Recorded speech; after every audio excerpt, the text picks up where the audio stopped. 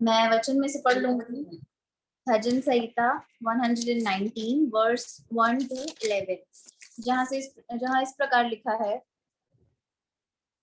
क्या ही धन्य है वे जो चाल के खरे हैं और यहोवा की व्यवस्था पर चलते हैं।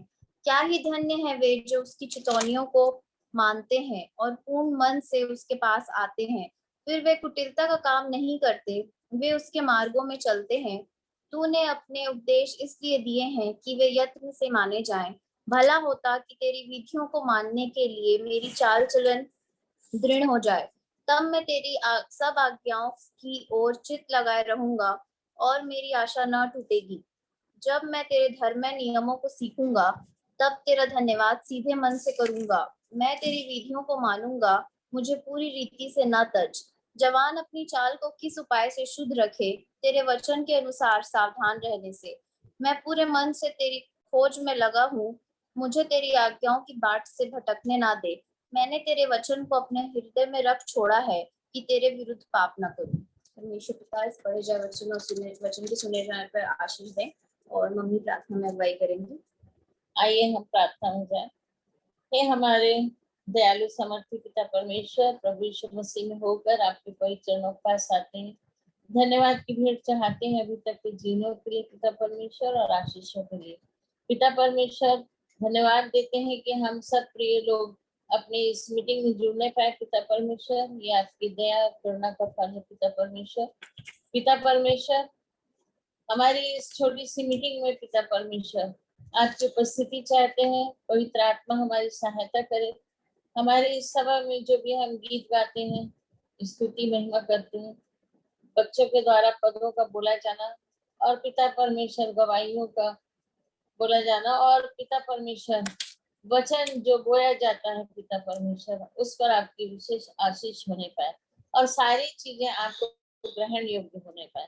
पिता परमेश्वर, आत्मा प्राण देह आपको समर्पित करते हैं, आपके अधीनता में आते हैं और पिता परमेश्वर हर एक जो जुड़े हैं पिता परमेश्वर उनके लिए आशीष चाहते हैं और जो जुड़ने वाले हैं पिता परमेश्वर उनके लिए भी आशीष की मांग करते हैं। हम सभी पे अपने मुख का प्रकाश चमकाइए पिता परमेश्वर। पवित्र आत्मा हमारी सहायता करने पाए। जितने इंस्ट्रूमेंट से जुड़े हैं पिता परमेश्वर, हम सब लोग उनमें किसी प्रकार की बाधा ना आने पाए। सारी बातों में आपको आदर महिमा गौरव वैभव जलाल देते हुए अपने उद्धार करता जीवित प्रभु यीशु मसीह के पवित्र मीठे नाम में मांगती हूँ, आमीन आमीन। हम प्रभु की महिमा में गीत गालेंगे जो मसीही गीत संग्रह में पाया जाता है 623। यस। मेरा यीशु है कितना महान, उसके जैसा कोई है कहाँ। उसके चरणों में सिजदा करूं, वो ही तो है मेरा खुदा। Hallelujah, hallelujah, hallelujah. तूने बनाई धरती आसमां अपने शब्द के द्वारा। तूने सजाई है चारों ओर दिशा अपने सामर्थ के द्वारा। क्या है इंसान जो तू उसे याद करे, क्या है इंसान जो तू उसे प्यार करे। मेरा यीशु है कितना महान, उसके जैसा कोई है कहाँ। उसके चरणों में सिजदा करूं, वो ही तो है मेरा खुदा। Hallelujah, hallelujah, hallelujah. तूने पवित्र यहोवा एल शदाई, तू है शालोम यहोवा अदोनाई। तेरी इच्छा से तूफान उठे, तेरी आज्ञा से आंधी थम जाए। क्या है इंसान जो तू उसे याद करे, क्या है इंसान जो तू उसे प्यार करे।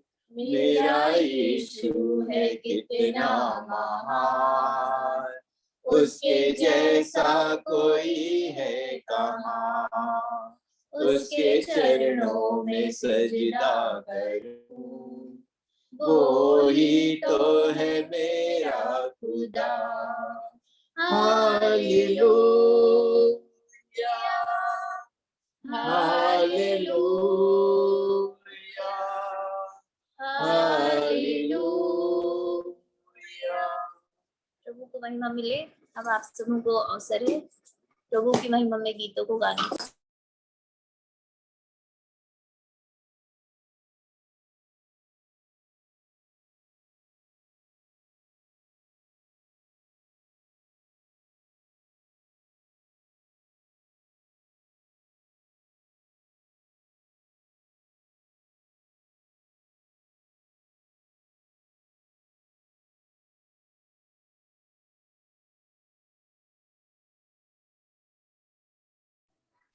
हेलो, पिता परमेश्वर का प्रेमी प्रभु यीशु मसीह के नाम में और आज की आराधना के लिए धन्यवाद करते हैं। और हम लोग एक गीत गाना चाहते हैं और थोड़ी सी तैयारी हो गया। हाँ, तो आ जाओ। पिता परमेश्वर की बड़ाई प्रशंसा करना चाहते हैं और ये गीत हम सबको आता है। तो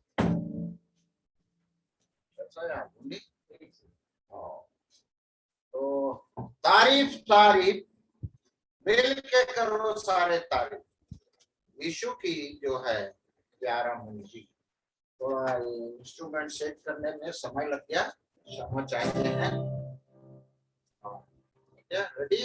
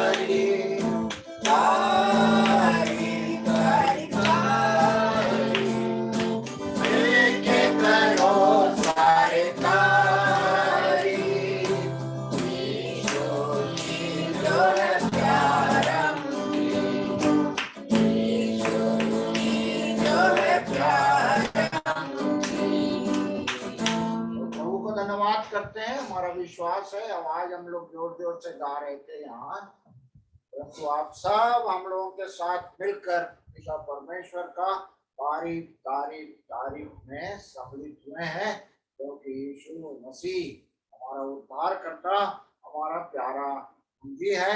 और अंतिम पद में जो गाए हैं, हम दो सना मिल के करेंगे और सदा वहां पर उसको ताकेंगे। और ताकने के साथ साथ उसके पहले वाले में कहा है, बैठेंगे तट पर फतेहमंद। जो फतेहमंद है, जो जय पाए, उसे मैं सिंहासन पे बिठाऊंगा। प्रकाशित वाक्य 3 का हर एक कलीसियाओं के अंत में वही लिखा है कि जो जय पाए उसे मैं सिंहासन पर बिठाऊंगा। तो जो फतेहमंद है, फतेह हमारे, वही सिंहासन पे बैठेंगे दुल्हन के रूप में। तो पिता परमेश्वर हम सबकी सहायता करता है। आमीन।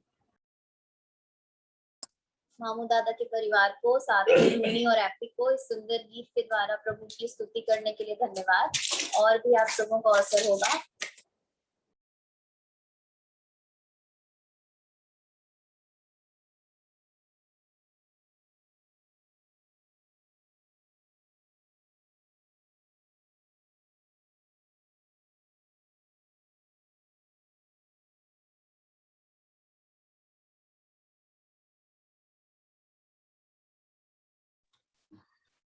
हम लोग एक प्रभु की महिमा के लिए गीत गालेंगे। सियोन देश हमारा है देश, रहते हैं हम परदेश। सियोन देश हमारा है देश, रहते हैं हम परदेश। जाएंगे हम अपने देश। सियोन देश हमारा है देश, रहते हैं हम परदेश। जाएंगे हम अपने देश।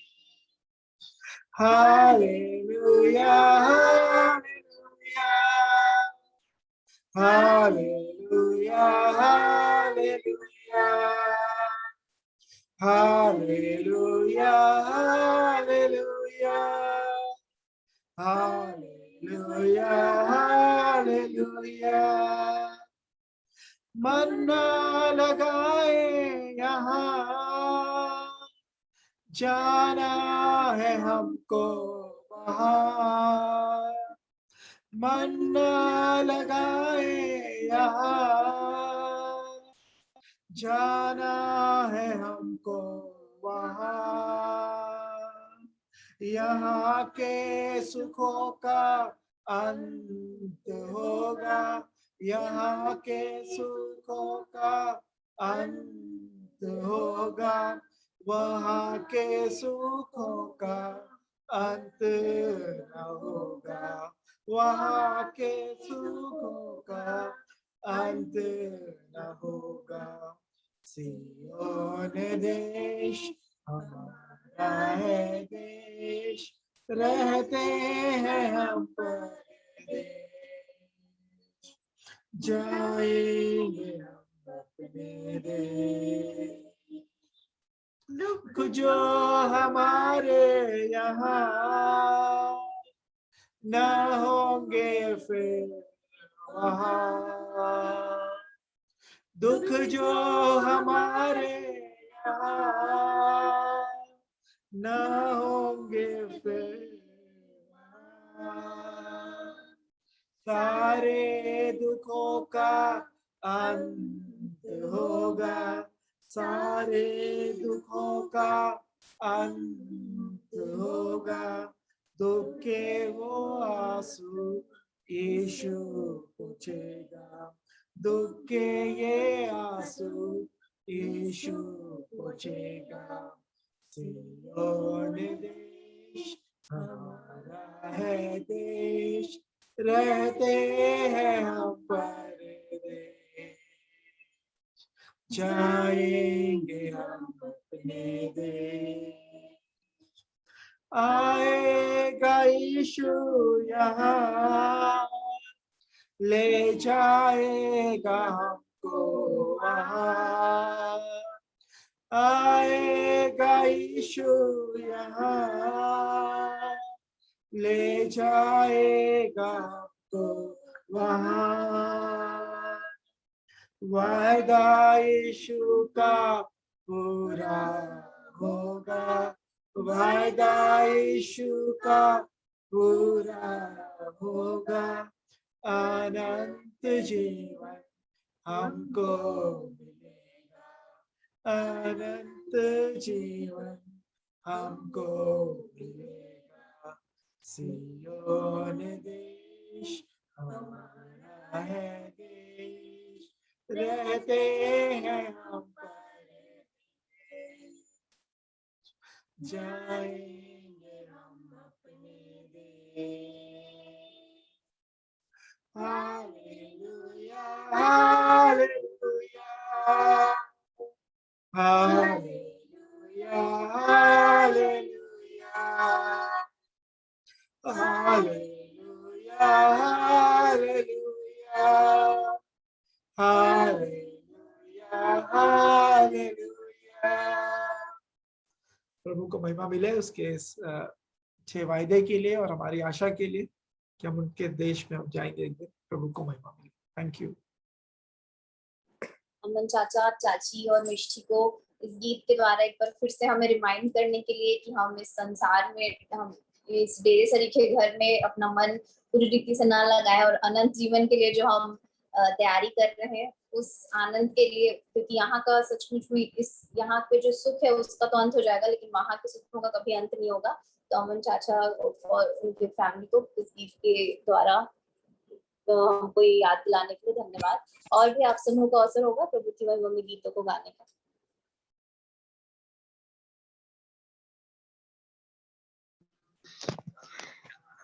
आप सबको जय मसीह की। आइए स्तुति में जाएं। तेरी घड़ी में कौन रहेगा, तेरी घड़ी में कौन रहेगा, तेरी घड़ी में कौन रहेगा, तेरी घड़ी में कौन रहेगा।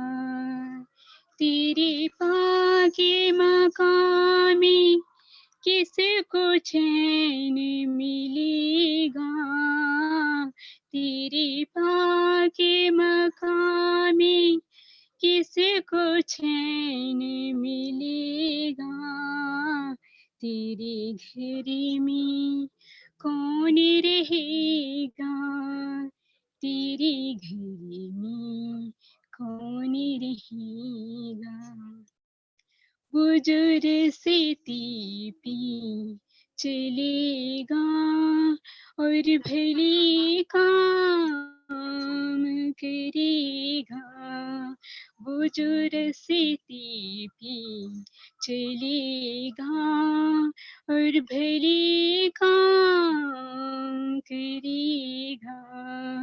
जो सदा सच ही कहेगा और बुराई से डरेगा, जो सदा सच ही कहेगा और बुराई से डरेगा।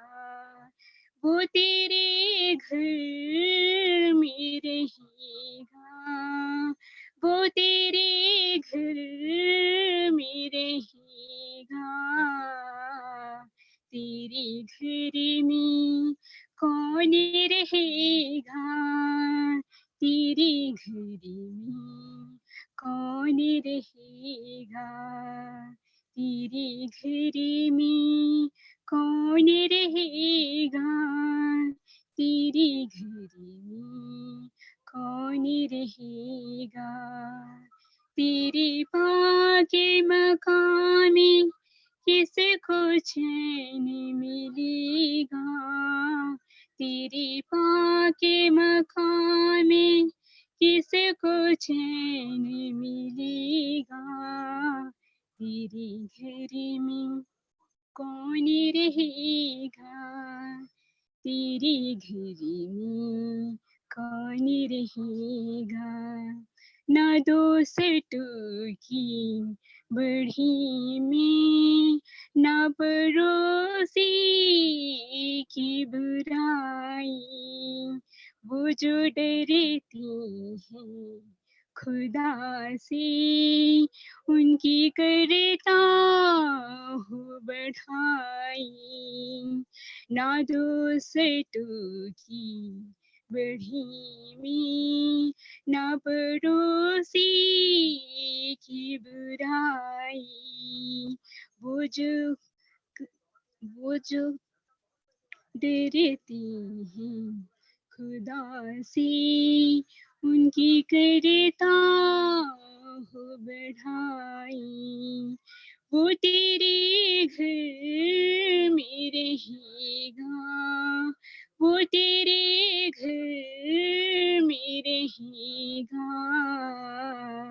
तेरे घर में कौन रहेगा, तेरे घर में कौन रहेगा। तेरे घर में कौन रहेगा, तेरे घर में कौन रहेगा। तेरे पाके मका पे किसको चैन मिलेगा, तेरे पाके मका में किसको चैन मिलेगा। तेरे घर में कौन रहेगा, तेरे घर में कौन रहेगा। जो कसम खा के न बदले, चाहे नुकसान वो उठाए, जो चले राह खुदा की, कभी ठोकर वो न खाए। जो कसम खा के न बदले, चाहे नुकसान वो उठाए, जो चले राह खुदा की, कभी ठोकर वो न खाए। वो तेरे घर में रहेगा, वो तेरे घर में रहेगा। तेरे घर में कौन रहेगा, तेरे घर में कौन रहेगा। तेरे पाके मकाम में किसको चैन मिलेगा, तेरे पाके मकाम में किसको चैन मिलेगा। तेरे घर में कौन रहेगा, तेरे घर में कौन रहेगा। परमेश्वर की तो महिमा मिले। पूनम दी को सुंदर गीत के लिए धन्यवाद। अब पदों का अवसर होगा। मेरा माइक ऑन है तो हम यहाँ से स्टार्ट करते हैं। धन्य है परमेश्वर जिसने ना तो मेरी प्रार्थना अनसुनी की और ना मुझसे अपनी करुणा दूर कर दी है। भजन संहिता 66 वर्स 20। अब मेरे बाकी के भाई बहनों का अवसर है।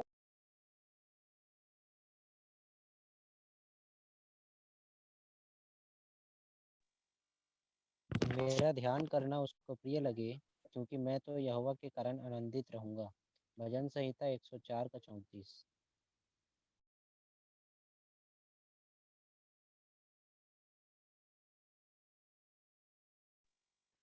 यहोवा ने उससे कहा, तुझे शांति मिले, मत डर, तू ना मरेगा। न्यायों 6 का 23।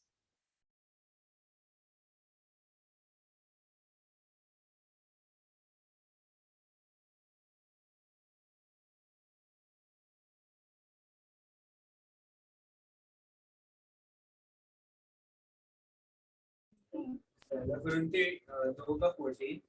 परंतु शारीरिक मनुष्य परमेश्वर की आत्मा की बातें ग्रहण नहीं कर सकता, क्योंकि वे उसकी दृष्टि में मूर्खता की बातें हैं और ना वह उन्हें ज्ञान जान सकता है, क्योंकि उसकी जांच आत्मिक रीति से होती है। हे यहोवा, मेरा भरोसा तुझ पर है, मुझे कभी लज्जित होना ना पड़े। तू अपने धर्मी होने के कारण मुझे छुड़ा ले। भजन संहिता 31 का 1। आज आराधना प्रारंभ करने के पहले परमेश्वर के वचन से जो हमारी बेटी बोली एंजल, और उस वचन में जवान शब्द आया। एक जवान बच्ची बोली जवानों के लिए और हमारे लिए भी।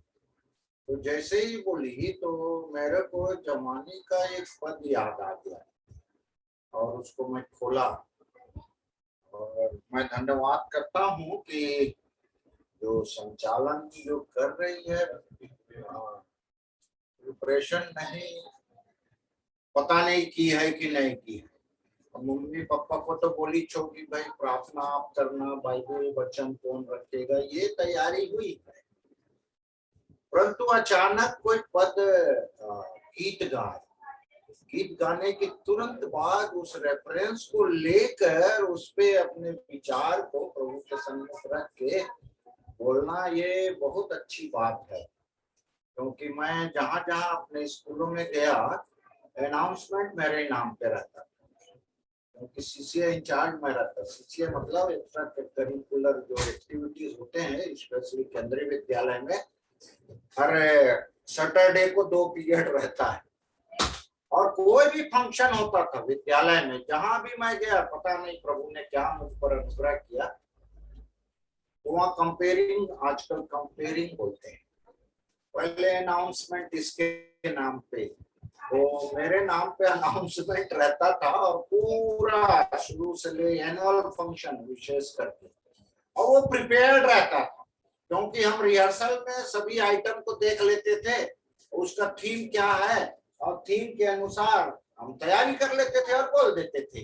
परंतु यहाँ थीम मालूम नहीं, गाना जैसे ही गाए उसका थीम पकड़ लेना और उस थीम पे अपने विचार को प्रभु के सम्मुख रखकर, हमारी आराधना में रखकर जो एंजल कर रही आज, मैं बड़ा खुश हुआ, प्रभु का धन्यवाद करता हूँ। और जवानों के लिए जो संदेश है अच्छा वाला, उसको मैं देना चाहता हूँ। और गेस कर रहे हैं कहाँ का मैं बोलूंगा? हाँ, रवि कुछ बोल रहा है। सभोपदेशक। अरे प्रभु का धन्यवाद, उसी को खोल के बैठा हूँ, प्रभु आशीष दे। और सभोपदेशक की जो बातें हैं जवानों को, अभी रुपेश तो हम सब के लिए बता रहा है कि मैं और आप कैसे तैयारी करें, कहाँ कहाँ हमारे जीवन में अंधकार है, प्रभु की ज्योति चमकने दे और ज्योति को ग्रहण करें ना, ऐसा वो बता रहा है। तो यहाँ जवानों को सलाह है और ऐसा अध्याय है जो एक अध्याय के अंत से शुरू होकर नए अध्याय के एक तो पद में भी वही विचार, तो बड़ा अच्छा लगता है मेरे को ये अध्याय और ये पद, तो उसको मैं पढ़ना चाहूंगा। हे जवान, अपनी जवानी में आनंद कर, बहुत बढ़िया बात, और अपनी जवानी के दिनों में मगन रह, ये भी बहुत अच्छी बात। अपनी मनमानी कर, ये तो और बढ़िया बात। अरे मनमानी करने के लिए बाइबल कह रही है, मनमानी कर और अपनी आंखों की दृष्टि के अनुसार चल। वाह, पूरा फ्रीडम, क्या सुलेमान है, सब कुछ कर। मुझको याद आता है वहाँ चांपा में जवान सभा में ये टॉपिक रखा था जवानों के लिए, और इस टॉपिक में एक हमारे साथ रहती है कि उस समय वो आके इसको बढ़िया, अरे परमेश्वर के वचन में पूरा जवानों को छूट दिया गया है, वो पक्ष में बोल रही थी और इसको कोट किया और चलिए आके बैठ गई। तो विपक्ष वाला गया और विपक्ष वाला बोला कि यहीं तक नहीं है, आगे भी पढ़ो। तो यहाँ लिखा है परंतु, यहां से सुबह परंतु, लेकिन, किंतु, बड़ा डेंजरस है। क्या क्या है? बट, परंतु, लेकिन, किंतु, बड़ा डेंजरस। परंतु यहाँ लिखा है परंतु यह जान रख कि इन सब बातों के विषय परमेश्वर तेरा न्याय करेगा। तू कर न मनमानी अपने आंखों की दृष्टि के अनुसार कर। हम भी जवान हैं अभी, हम अपने आप को अभी, क्योंकि पास्टर लोग रिटायर्ड नहीं होते, ऐसा कहते हैं। मास्टर हो गया है रिटायर्ड, पास्टर रिटायर्ड नहीं होता, वो जवान रहता है हमेशा। तो मेरे लिए भी है।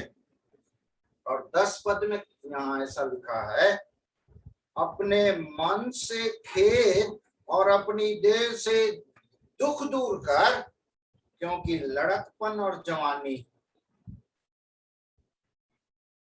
हमारे जीवन का बेस्ट पीरियड होता है बचपन, और बेस्ट पीरियड होता है जवानी।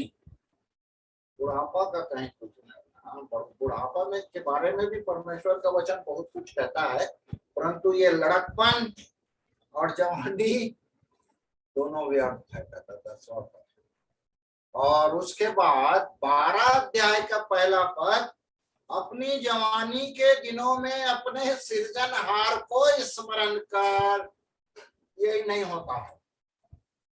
उधर वाला ठीक रहता है, 11 अध्याय का 9वां पद बहुत बढ़िया रहता है, परंतु 12 का पहला पद, अपनी जवानी के दिनों में अपने सृजनहार को स्मरण कर, इससे पहले कि विपत्ति के दिन और वे वर्ष आए जिनमें तू कहे कि मेरा मन इनमें नहीं लगता। छक जाएंगे उन कामों को करते करते। दूसरा पद, इससे पहले कि सूर्य और प्रकाश और चंद्रमा और तारागण अंधेरे हो जाएं। वो तो होगा, बाइबल कहती है। सूर्य का और चंद्रमा का, तारागण अंधियार हो जाएगा। अभी अंधियारा और ज्योति सब्जेक्ट में आने वाला है रुपेश। तो ये प्रकाश सबका अंधेरे हो जाए और वर्षा होने के बाद फिर घिर आए। अब उसके बाद तीसरा जो मैं कह रहा हूं बुढ़ापा के बारे में नहीं है, ये तीसरा पद से सब बुढ़ापा के लिए लिखा। तो उधर बुढ़ापा वाला बात तो नहीं पढ़ रहा हूँ, लड़कपन और जवानी के बारे में पढ़कर हम सब के लिए हिदायत है। ये शारीरिक रूप से बचपन, शारीरिक रूप से जवानी और शारीरिक रूप से बुढ़ापा, ये बिल्कुल अलग बात है। इस उम्र की बात नहीं करती है बाइबल, क्योंकि वो पहला यूहन्ना की पत्र इन दिनों खूब पढ़ो बोला है रितेश। तो उसको पढ़ने से आत्मिक आयु दिया गया है, और आत्मिक आयु के सिम्टम्स, आत्मिक आयु यदि इस उम्र में है तो ऐसा ही होगा, ये सब है। तो उसको मैं और आप पढ़ें और आत्मिक जीवन में हमेशा जवान रहें, और प्रभु की स्तुति मैं और आप करते रहें। तो कुशल अनाउंसमेंट, कुशल मतलब क्या बोलते हैं आराधना में, संचालक, संचालिका हमारी बेटी है। प्रभु का धन्यवाद करते हैं। तो उसके हाथों में आगे का कार्यक्रम मैं सौंपता हूँ। Proverbs chapter 15 verse 1, a soft sword turns away wrath, but a harsh word stirs up strife. Thank you. आप सबों को पदों के लिए धन्यवाद और मामू दादा को भी प्रकाशन के लिए धन्यवाद। अब आगे का अवसर मैं पापा को दूंगी कि वो वचन के प्रकाशन में हमारी सहायता करें। आप सबों को जय मसीह की। इसके पहले कि हम आज के वचन में जाएं, एक छोटी सी दुआ करें। अनुग्रहकारी प्रेमी पिता परमेश्वर, यीशु नाम में होकर हम सब प्रिय लोग प्रभु परमेश्वर आपके शरण में आते प्रभु जी, आपकी अधीनता में आते स्वामी। और प्रभु परमेश्वर दया करें प्रभु परमेश्वर, आज के जो वचन का प्रकाशन हो प्रभु जी, वो जो आपने प्रभु परमेश्वर अपनी महिमा प्रभु प्रकट की है, प्रभु हम सभी प्रियों के आत्मिक लाभ के लिए हो। और इसलिए प्रभु परमेश्वर, जिस वचन की तैयारी मैंने बीते 3 दिनों से की है प्रभु जी आपकी अगुवाई में, प्रभु दया करें कि उसका प्रस्तुतिकरण बेहतर तरीके से कर सकूं। सो प्रभु सारा आदर महिमा गौरव एवं जलाल आपको देते प्रभु जी, और आगे की आराधना में आपकी उपस्थिति को यकीन करते हुए कि आप यहाँ उपस्थित हैं, इस दुआ को मांग लेते अपने उद्धारकर्ता यीशु के नाम से। सब कहें आमीन। प्रियों, जैसे कि मैंने पिछले दिनों ही कहा था कि यिप्ता ने मुझे बहुत ज्यादा इम्प्रेस किया हुआ था, और उन्हीं के कारण से ऐसा हुआ कि ये अवसर मुझको प्राप्त हुआ है। सो जो भी तैयारी मैंने की है, मैं सभी से आग्रह करूंगा कि यदि उसमें कुछ कमी रहेगी तो जरूर से बताइएगा, क्योंकि ये चैप्टर जो है बहुत बड़ा है और इसमें कर्टेल भी बहुत ज्यादा नहीं किया जा सकता। तो मैं कोशिश करूंगा कि अपने समय में ही कर लूं, और यदि ज्यादा विलंब होगा तो फिर आधा ही छोड़ना पड़ेगा। सो नेक्स्ट डे फिर उसको देखेंगे। सो प्रभु हमारी सहायता करें। जैसे कि बीते दिनों हमने कैन, हाबिल, यूसुफ और उसके भाई दाऊद और उनके भाइयों के बारे में वचन सुना था, और इसी कड़ी में एक और चरित्र का चित्रण है जिनके भाइयों ने ही ना सिर्फ उनको घर से वरन अपने देश से भी निकाला कर दिया। और इसलिए इस अध्याय को मैंने 5 भागों में बांटा है, और पहला हिस्सा जो है मनन के लिए एक शूरवीर योद्धा का व्यक्तित्व किस तरीके का है, दूसरा है उनकी डिप्लोमेसी, किस तरीके से वो डिप्लोमेसी करते हैं जब उनको पद मिलता है, तीसरा जो है संग्राम जो है यहोवा का हो जाता है, और चौथा ये जो शूरवीर योद्धा यिप्ता रहते हैं ये मन्नत मानते हैं, और फिर उसके बाद चौथे भाग में यिप्ता पश्चाताप करते हैं, और 5वें हिस्से में है इसका जो अंत का जो हिस्सा है और अद्भुत सस्पेंस वाला हिस्सा है, उसमें ये मन्नत का भेद इस अध्याय में प्रकट किया गया है। तो प्रियों, यिप्ता जो थे वो एक शूरवीर योद्धा थे, और ये अध्याय जैसे कि मैंने आपको बतलाया कि action, adventure, thrill, tragedy, suspense और मिस्ट्री से भरपूर है। पद 1 से 3 में रिजेक्शन और लोनलीनेस, किस तरीके से किसी बंदे का यदि तिरस्कार कर दिया जाए और वो एकाकी जीवन यदि व्यतीत करने लगे तो किस तरीके के लोगों के साथ उसका संपर्क होता है जब वो अपने घर परिवार, अपने देश से जुदा होता है या निकाल दिया जाता है। अपनों से अलग किए जाने की पीड़ा से व्यथित व्यक्ति जब विस्थापित हो जाता है तो उसके संग क्या बीतती है, ये पद 1 से 3 में है। और वो तोब नामक एक अन्य देश में अपने को स्थापित करते हैं। तो मेरी सहायता पूरे वचन के प्रचार में एंजल करते रहेगी बीच बीच में। सो क्या लिखा हुआ है पद 1 से 3 में? न्यायियों 11 पद 1 से 3। यिप्ता नामक गिलादी बड़ा शूरवीर था और वह वेश्या का बेटा था, और गिलाद से यिप्ता उत्पन्न हुआ था। गिलाद की स्त्री के भी बेटे उत्पन्न हुए, और जब वे बड़े हो गए तब यिप्ता को यह कहकर निकाल दिया, तू तो पराई स्त्री का बेटा है, इस कारण हमारे पिता के घराने में कोई भाग न पाएगा। तब यिप्ता अपने भाइयों के पास से भागकर तोब देश में रहने लगा, और यिप्ता के पास लुच्चे मनुष्य इकट्ठा हो गए और उसके संग फिरने लगे। जी हाँ, जब एक व्यक्ति अपने घर परिवार से निकाल दिया जाता है तो उसकी संगति किस तरीके की होती है, इसका बखान इन पदों में किया गया है प्रियो। और पद 4 से 10 में यिप्ता जी के कुछ खूबियों का बखान है।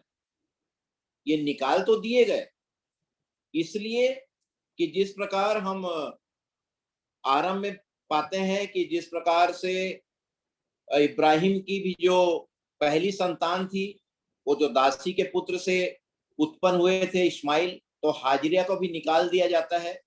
अब उनकी पीड़ा का भी जिक्र बाइबल में जो है हम सब जानते हैं इसी प्रकार से ये निकाल दिए जाते हैं, और उनमें कुछ ना कुछ तो ऐसी बात और खासियत थी जो डिजर्व करते थे कि निकाले जाने के बावजूद भी उनके साथ क्या होता है, इसका उल्लेख पद 4 से 10 में बेहतर तरीके से किया गया है। एंजल पढ़ लेंगे उसको। कुछ दिनों के बाद अम्मोनी इजराइल से लड़ने लगे। जब अम्मोनी इजराइल के लड़ते थे, तब गिलाद के वृद्ध लोग यिप्तह को तोब देश से ले आने को गए और यिप्तह से कहा, चलकर हमारा प्रधान हो जा कि हम अम्मोनियों से लड़ सके। यिप्तह ने गिलाद के वृद्ध लोगों से कहा, क्या तुमने मुझसे बैर करके मुझे मेरे पिता के घर से निकाल न दिया था? फिर अब संकट में पड़कर मेरे पास क्यों आए हो? गिलाद के वृद्ध लोगों ने यिप्तह से कहा, इस कारण हम अब तेरी ओर फिरे हैं कि तू हमारे संग चलकर अम्मोनियों से लड़े, तब तू हमारी ओर से गिलाद के सब निवासियों का प्रधान ठहरेगा। यिप्तह ने गिलाद के वृद्ध लोगों से पूछा, यदि तुम मुझे अम्मोनियों से लड़ने को फिर मेरे घर ले चलो और यहोवा उन्हें मेरे हाथ कर दे, तो क्या मैं तुम्हारा प्रधान ठहरूंगा? गिलाद के वृद्ध लोगों ने यिप्तह से कहा, निश्चय हम तेरी इस बात के अनुसार करेंगे। यहोवा हमारे और तेरे बीच में इन वचनों का सुनने वाला है। जी हाँ, जिस देश से अपमानित करके यिप्तह निकाले गए थे, उसी देश के लोग आज उनको बुलाने आए। कितनी अजीब और बड़ी बात है। क्यों बुलाने आए हैं? क्या उस देश में ऐसे लोग नहीं थे जो वहां की जो है कमान को संभाल सकते थे, वहां कमांडर बन सकते थे? उतने बड़े देश में जिस बंदे को निकाल दिया गया, उसी के पीछे क्यों गए भाई आखिर? तो कोई ना कोई तो उसके में गट्स रहा होगा ना, कुछ ना कुछ बात रही होगी, कोई ना कोई काबिलियत उनमें रही होगी। जिस प्रकार दाऊद और उसके भाइयों के वृतांत को हमने पढ़ा है, कोई ना कोई बात तो थी दाऊद में कि बाकी उसके बड़े भाई वो नहीं कर सके, और इसलिए वो पोजीशन जो है दाऊद को मिलता है। पद 6 में हम देखते हैं कि यिप्तह को प्रलोभन भी दिया जा रहा है। जब हमको कोई अपना काम निकालना रहता है, हमको कोई स्वार्थ सिद्धि करनी रहती है, तो जिस बंदे को सामान्य स्थिति में हम भगा देते हैं या अपने आसपास भी उसका रहना पसंद नहीं करते, जब तक हमको उसकी आवश्यकता नहीं होती है तो हमारे लिए यूजलेस रहता है। लेकिन कहीं पर कोई अटकी आ जाती है, तब फिर क्या होता है? हम फिर से उसकी ओर फिरते हैं। ये लोग, वचन में लिखा हुआ है कि ये लोग फिरे। क्यों फिरे? क्योंकि इनको उसकी जरूरत थी। यिप्तह के बगैर इनका जो काम था वो पूर्ण नहीं हो पा रहा था। इनका जो स्वार्थ था उस समय वो सिद्ध नहीं हो पा रहा था। कमोबेश यही परिस्थिति यहाँ पर परिलक्षित हो रही है।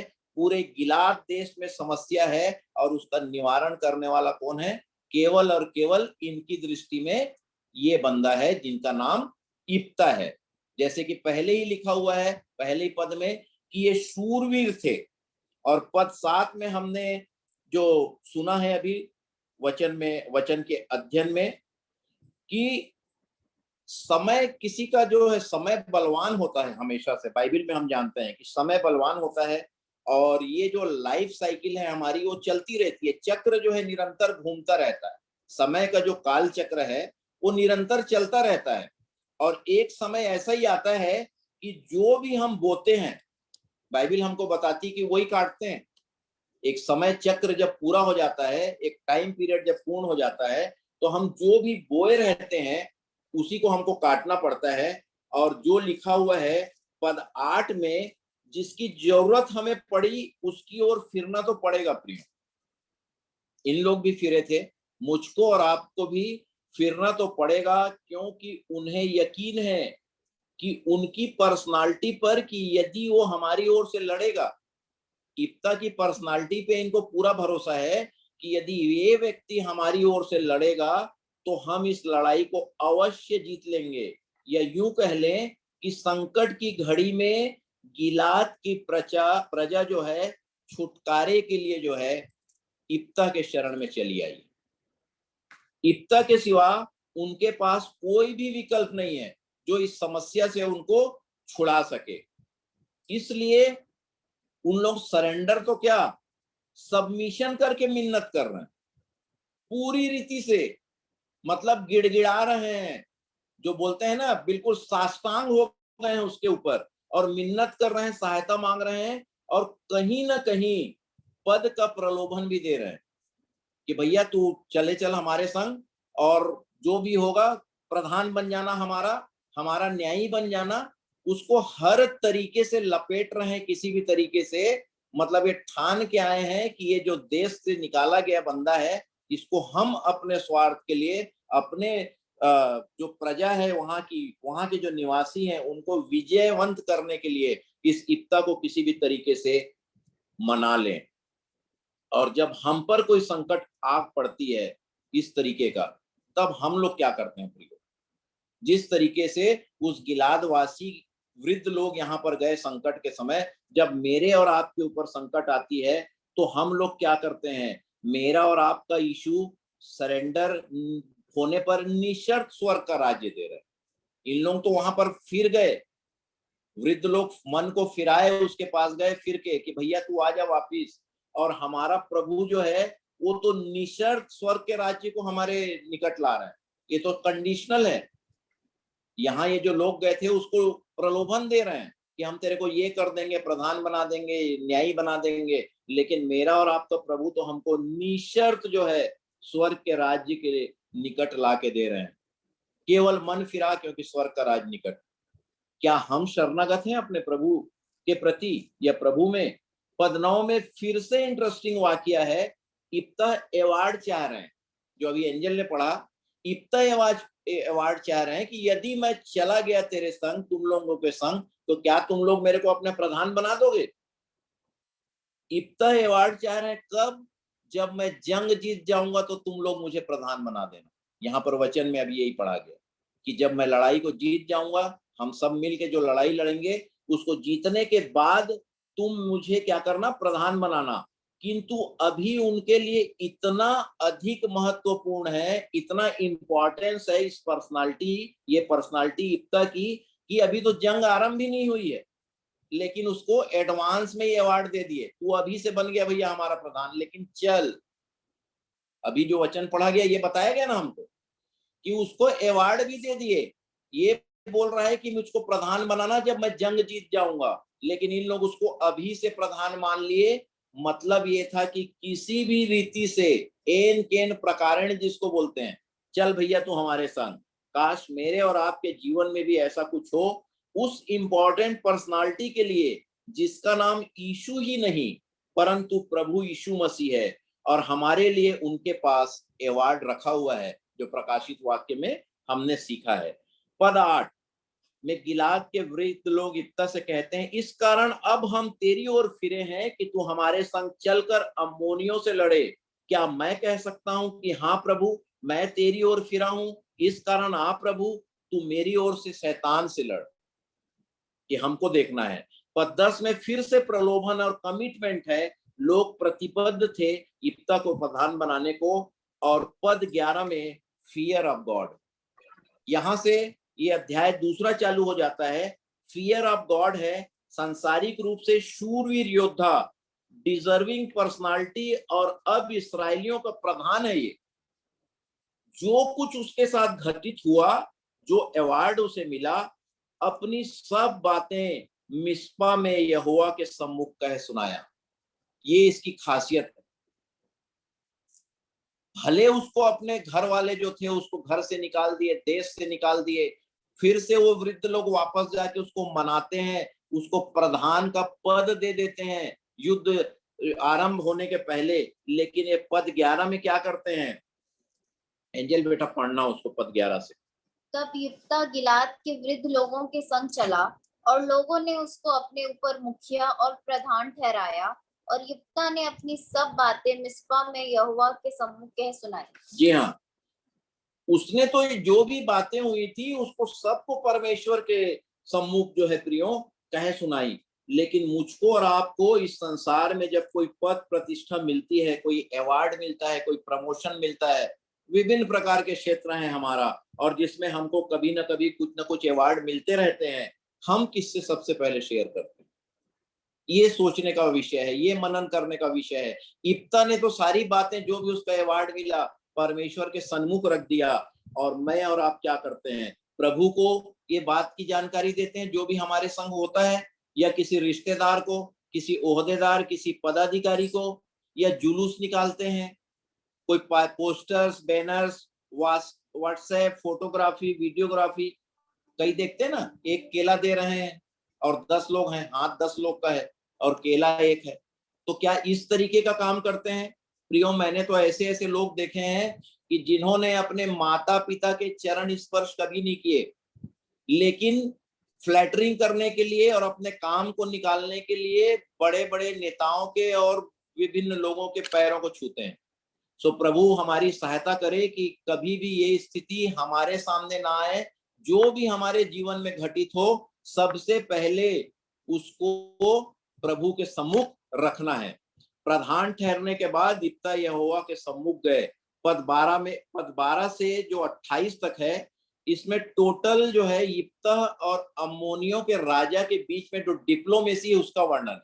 और चूंकि इसमें 40 पद हैं और इस समयावधि में इसको सारे पे अपन ध्यान नहीं देंगे, तो छोटी छोटी जो बातें हैं इसमें पद 12 से 28 तक, उसको मैं बतलाऊंगा कि ये जो डिप्लोमेसी है, ये घर गांव और देश से निकाले गए व्यक्ति उसी देश के प्रधान जब बन चुके हैं, तो दूसरे देश के राजा के पास दूतों के माध्यम से ये कड़ा संदेश भेजते हैं, क्योंकि अब तो इनके हाथ में कमान है पूरे।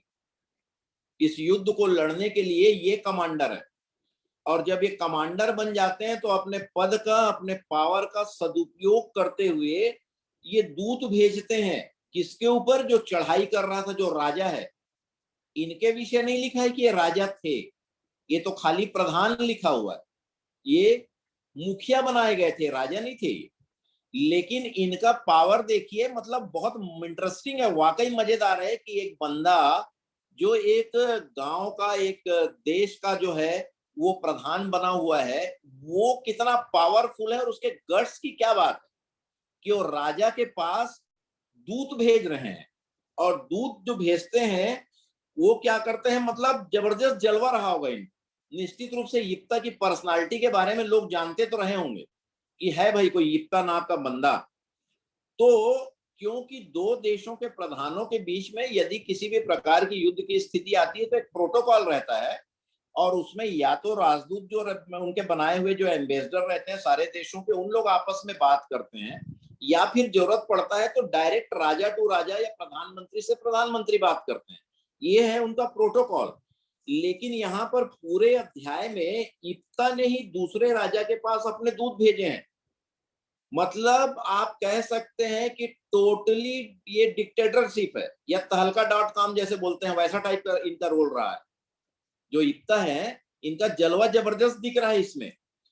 1 मिनट शो है, बिल्कुल 1 वे ट्रैफिक है बिल्कुल। और ये प्रेम से उसको समझा भी रहे हैं ये 12 से 28 तक के कि भाई लौट जा यार, बेवजह पंगा मत ले मेरे से। कहाँ अभी जो हम प्रेजेंट अभी सिचुएशन जैसे देख रहे हैं, जो हमास और इजराइल का हुआ, कमोबेश यही परिस्थिति थी।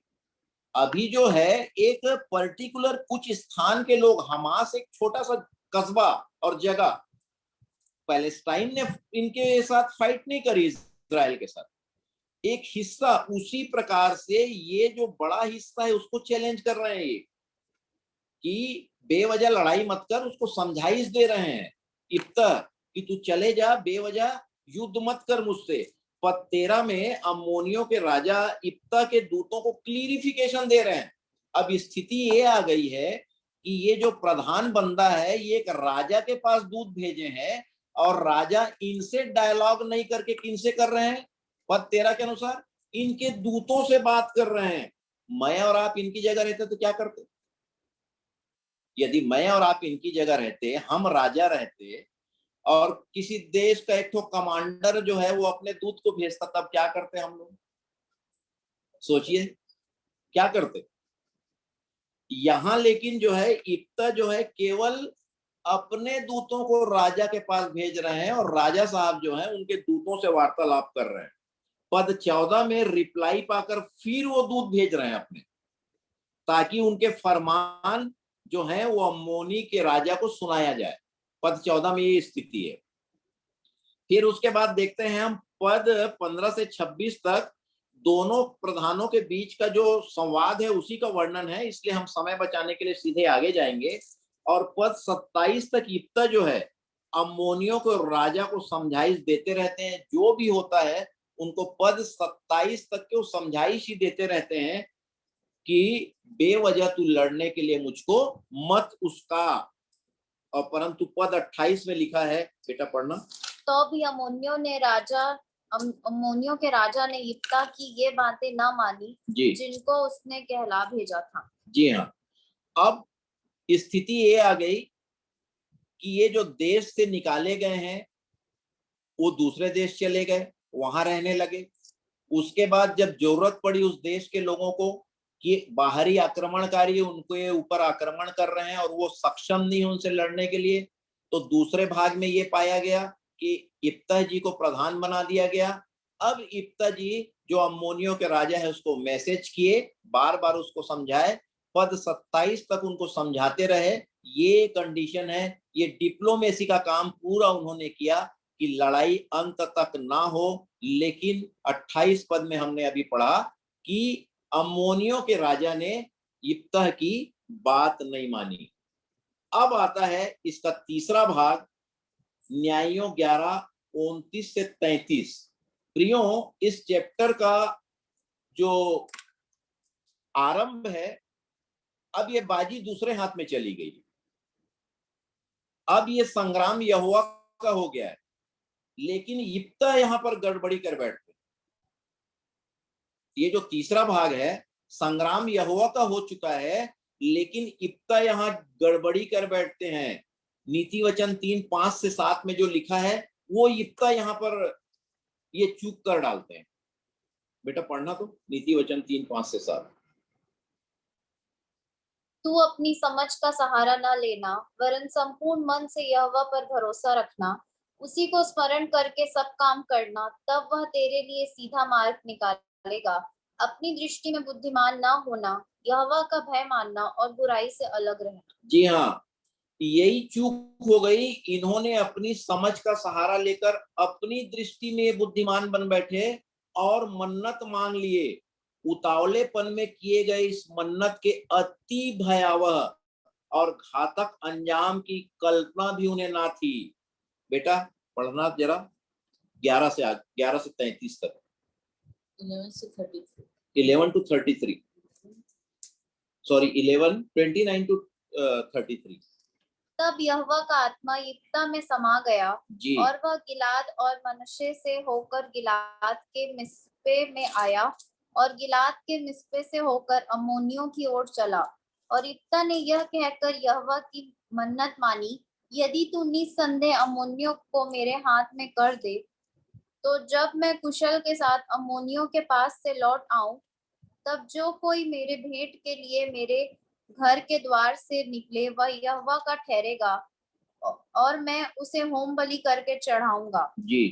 तब 33। यिप्तह अम्मोनियों से लड़ने को उनकी ओर गया और यहोवा ने उनको उसके हाथ में कर दिया और वह अरोएर से ले मिन्नीत तक जो 20 नगर है, वरन आबेल करमीम तक जीते जीते उन्हें बहुत बड़ी मार से मारता गया और अम्मोनी इजराइलियों से हार गए। जी हाँ, जब यहोवा का आत्मा यिप्तह में समा गया तो इनको क्या करना था? इनको सरेंडर कर देना था टोटली, जो करना है प्रभु आप करें। लेकिन इन्होंने क्या किया? अपनी समझ का सहारा ले लिया और उसका परिणाम इतना भयावह हुआ, हम आगे इसको देखेंगे।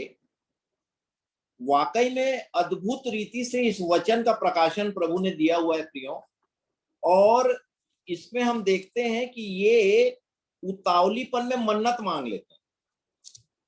जब ऑलरेडी परमेश्वर की आत्मा उसमें समाई हुई है तो ये तो पक्का है कि वो जंग क्या कोई भी चीज, प्रभु यदि मेरे और आपके संग रहे तो जो भी बात है वो तो हमारे फेवर में ही होनी है। लेकिन इन्होंने नीति वचन 3 के अनुसार, 3 के 5-7 के अनुसार क्या किया? अपनी समझ का सहारा ले लिया, खुद की दृष्टि में बुद्धिमान बन गए और मन्नत मान लिए, और उसका जो घातक परिणाम है वो पाया जाता है कहाँ? सभोपदेशक 5 उसके 2 से 7 में। ये उतावलीपन जो किए वो हमको चेतावनी दी गई है सभोपदेशक 5 2 से 7 में। बेटा पढ़ना उसको। बातें करने में उतावली ना करना जी और ना अपने मन से कोई बात उतावली में परमेश्वर के सामने निकालना, जी क्योंकि परमेश्वर स्वर्ग में है और तू पृथ्वी पर है, इसलिए तेरे वचन थोड़े ही हो। क्योंकि जैसे कार्य की अधिकता के कारण स्वप्न देखा जाता है, वैसे ही बहुत सी बातों का बोलने वाला मूर्ख ठहरता है। जब तू परमेश्वर के लिए मन्नत माने तब उसके पूरा करने में विलंब ना करना, क्योंकि वह मूर्खों से प्रसन्न नहीं होता। जो मन्नत तूने मानी हो उसे पूरी करना। मन्नत मानकर पूरी ना करने से मन्नत का ना मानना ही अच्छा है। कोई वचन कहकर अपने को पाप में ना फंसाना और ना ईश्वर के दूत के सामने कहना कि यह भूल से हुआ। परमेश्वर क्यों तेरा बोल सुनकर अप्रसन्न हो और तेरे हाथ के कार्यों को नष्ट करे, क्योंकि स्वप्नों की अधिकता से व्यर्थ बातों की बहुतायत होती है, परंतु तू परमेश्वर का भय मानना। जी हाँ प्रियो, यहाँ फिर से अंतिम वाक्य क्या लिखा है? परंतु तू परमेश्वर का भय मानना। जबकि उनके ऊपर परमेश्वर की आत्मा उतरी हुई थी, उसके बावजूद भी इन्होंने क्या किया? अपनी समझ का सहारा लिया। और दूसरी बात यहाँ पर क्या लिखा हुआ है कि इन्होंने परमेश्वर का भय भी नहीं मानना। परमेश्वर की आत्मा इब्ता पे उतरी हुई है और बाइबल बताती है कि परमेश्वर का भय मानना क्या है? बुद्धि का मूल है। इन्होंने भय नहीं माना और क्या हुआ परिणाम? बुद्धि हो गई भ्रष्ट। इनकी बुद्धि भ्रष्ट हो गई और पद 33, 34 और 35 का जो रोंगटे खड़े कर देने वाला जो रहस्य इसमें लिखा हुआ है, पद 34 और 35 भी पढ़ेंगे, जो सस्पेंस है इसमें। जब यिप्ता मिस्पा को अपने घर आया तब उसकी बेटी डफ बजाती और नाचती हुई उससे भेंट के लिए निकल आई। वह उसकी एकलौती थी, उसको छोड़ उसके ना तो कोई बेटा था और ना कोई बेटी। उसको देखते ही उसने अपने कपड़े फाड़कर कहा, हाय मेरी बेटी, तूने कमर तोड़ दी और तू भी मेरे कष्ट देने वालों में हो गई, क्योंकि मैंने यहोवा को वचन दिया है और उसे टाल नहीं सकता। जी ठीक है। अब देखिए प्रियो क्या स्थिति हो गई। एक छोटी सी चूक कितनी भयंकर बड़ी गलती हो गई। क्या से क्या हो गया। ये पिता जो है, सोचिए कि जंग जीत कर वापस लौट रहे हैं, क्या खुश मिजाजी रही होगी उनकी। जीत का उन्माद और हर्ष का अनुभव हम सभी को अलग अलग फील्ड्स में है। हार जीत जीवन का एक अंग है। सामान्यतः इन्हीं बातों को हम इलेक्शंस में देखते हैं। यदि कोई किसी भी पद पे खड़ा रहता है, पहले तो चर्च की ही बात ले लें। चर्चों में जो पॉलिटिक्स चलती है, यदि कोई जीत जाता है तो बड़ी खुशी और आनंद मनाया जाता है, अरे जीत गए, इसके मेंबर बन गए, ये बन गए, वो बन गए। उसके बाद जब हम ऊपर जाते हैं, जब पॉलिटिक्स में जाएंगे, तो जब नेता लोगों का चुनाव होता है, इलेक्शन होता है, तो इलेक्शन कहीं पर काउंटिंग और कहीं चलती रहती है। वो काफी दूर में बनाया हुआ है वो जगह रहता है, जहां लॉक में बैलेट पेपर वगैरह रहते हैं, वहां पर काउंटिंग होती रहती है। और वहां पर सारे लोगों के अलग अलग जो ये रहते हैं, जो कैंडिडेट्स रहते हैं, उनके रिप्रेजेंटेटिव वहां रहते हैं और वो मैसेज करते रहते हैं फोन मोबाइल से कि अभी इतने राउंड से आगे चल रहे हैं, इतने मत से आगे चल रहे हैं। और जैसे जैसे पता चलता है कि अब तो जीत हमारे नजदीक आ गई है, तो डिक्लेयर होने के पहले भी फटाके उठाके फूटने चालू हो जाते हैं। तो जीत का जो जश्न रहता है वो उन्माद अलग ही रहता है। और उसके बारे में हम सभी को एक्सपीरियंस है। जब परीक्षा में हमारा रिजल्ट आता है, जब पता चलता है अरे पास हो गए, तो कैसा मजा आता है, घर में क्या खुशियां मनाई जाती हैं, रिश्तेदारों को किस तरीके से मैसेज किए जाते हैं। मतलब हमारे लिए वो आनंद का जो क्षण रहता है, वो अनुभूति सिर्फ हम ही कर सकते हैं। कमोबेश यही स्थिति रही इब्ता की कि वो जंग जीत के आ रहे हैं और अपने घर में जाएंगे, उस देश में जाएंगे, किस तरीके से स्वागत होगा। ये यहाँ पर उस तैयारी से बाप आ रहा है और यहाँ पर जब आते हैं तो क्या देखते हैं? उनके मन्नत के अनुरूप कि जो भी मेरे घर के सामने दिखेगा, मैं उसको मन्नत माने रहते हैं कि उसको मैं आपको दे दूंगा प्रभु, और उसको होम बलि करके चढ़ा दूंगा। अब सोचिए कि क्या बीती होगी, उसकी मनोदशा क्या रही होगी। उस पिता की मनोदशा क्या रही होगी जब अपनी इकलौती प्रिय पुत्री को देखते हैं। और ये पुत्री जो है ना सिर्फ इकलौती और प्रिय थी, परंतु बहुत से ज्यादा आज्ञाकारी बेटी थी। इसका वर्णन इस अध्याय में है और उसको अवश्य पढ़ेंगे। पद 36 से 29 में इस बेटी के चरित्र का चित्रण, 36 to 39। उसने उससे कहा, हे मेरे पिता, तूने जो यहोवा को वचन दिया है, तो जो बात तेरे मुंह से निकली है उसी के अनुसार मुझसे बर्ताव कर, क्योंकि यहोवा ने तेरे अम्मोनी शत्रुओं से तेरा पलटा लिया है। फिर उसने अपने पिता से कहा, मेरे लिए यह किया जाए कि 2 महीने तक मुझे छोड़े रह कि मैं अपनी सहेलियों सहित जाकर पहाड़ों पर फिरती हुई अपने कुंवारेपन पर रोती रहूं। उसने कहा, जा। तब उसने उसे 2 महीने की छुट्टी दी, इसलिए वह अपनी सहेलियों सहित चली गई और पहाड़ों पर अपने कुंवारेपन पर रोती रही। 2 महीने बीतने पर वह अपने पिता के पास लौट आई और उसने उसके विषय में अपनी मानी हुई मन्नत को पूरा किया। जी हाँ, यहाँ मन्नत को पूरा किया भी लिख रहे हैं।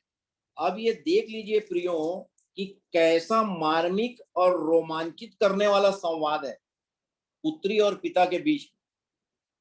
एक पिता विजयवंत होकर खुशियों से लौट रहे हैं और यहाँ पर बेटी जो है होम बलि के लिए तैयार। स्थितियां कहाँ बिगड़ी, पूरा आप सीक्वेंस को देखते जाइए कि किस तरीके से आरंभ हुआ, किस तरीके से यहोवा की आत्मा उतरी और वो जंग जीत भी गए। लेकिन गलती क्या कर दी, एक ऐसी मन्नत मांग दी जिसकी कोई आवश्यकता थी ही नहीं। जब परमेश्वर साथ में थे ही तो इनको पूरा भरोसा होना था कि ये तो जंग तो हम ऐसे जीत गए। लेकिन अपनी बुद्धि का उपयोग करते हैं और जो भी अभी बातें हमने सीखी हैं वो सबको पता है। प्रभु के लोगों, इस बिटिया का परमेश्वर के प्रति प्रेम और समर्पण क्या इसाक के समर्पण से कहीं कम लगता है? क्या हमारे मुक्तिदाता यीशु के जीवन का निदर्शन इन पदों में समाहित नहीं है? वे भी तो पिता के इतने आज्ञाकारी रहे कि क्रूस की मृत्यु भी सह ली। बेटी पापा से कह रही है, हे मेरे पिता, तूने जो यहोवा को वचन दिया है, तो जो बात तेरे मुख से निकली है। क्या प्यार और विश्वास बाप बेटी का प्रिय। सचमुच में ये चैप्टर जो है अद्भुत चैप्टर है। आरंभ से यहां तक कैसी घटनाएं घटित हुई, किस तरीके की बातें हुई जिसकी कल्पना कोई कर ही नहीं सकता था। और इसी जो बाप और बेटी के प्रेम और विश्वास की बात है, उसमें भी जिक्र है यहाँ इब्ता जी का, जो पाया जाता है इब्रानी 11 उसके 32 से 34 पद में। बेटा उसको भी पढ़ लेंगे, इब्रानी 11 32 से 34 पद में। अब और क्या कहूँ, क्योंकि समय नहीं रहा कि गिदोन का और बाराक और शिमशोन का और यिफ्ताह का और दाऊद और शमूएल का और भविष्यवक्ताओं का वर्णन करूं। इन्होंने विश्वास ही के द्वारा राज्य जीते, धर्म के काम किए, प्रतिज्ञा की हुई वस्तुएं प्राप्त की, सिंहों के मुंह बंद किए, आग की ज्वाला को ठंडा किया, तलवार की धार से बच निकले, निर्बलता में बलवंत हुए, लड़ाई में वीर निकले, विदेशियों की फौजों को मार भगाया, स्त्रियों ने अपने मरे हुओं को फिर जीवित पाया, कितने तो मार खाते खाते मर गए और छुटकारा न चाहा, इसलिए कि उत्तम पुनरुत्थान के भागी हों। इब्रानी 11 30 to 34 हो गया ना? ठीक। जी हाँ, ये इब्रानी 11 जो है प्रियो विश्वास का अध्याय है। विश्वास से ही सारी बातें हुई।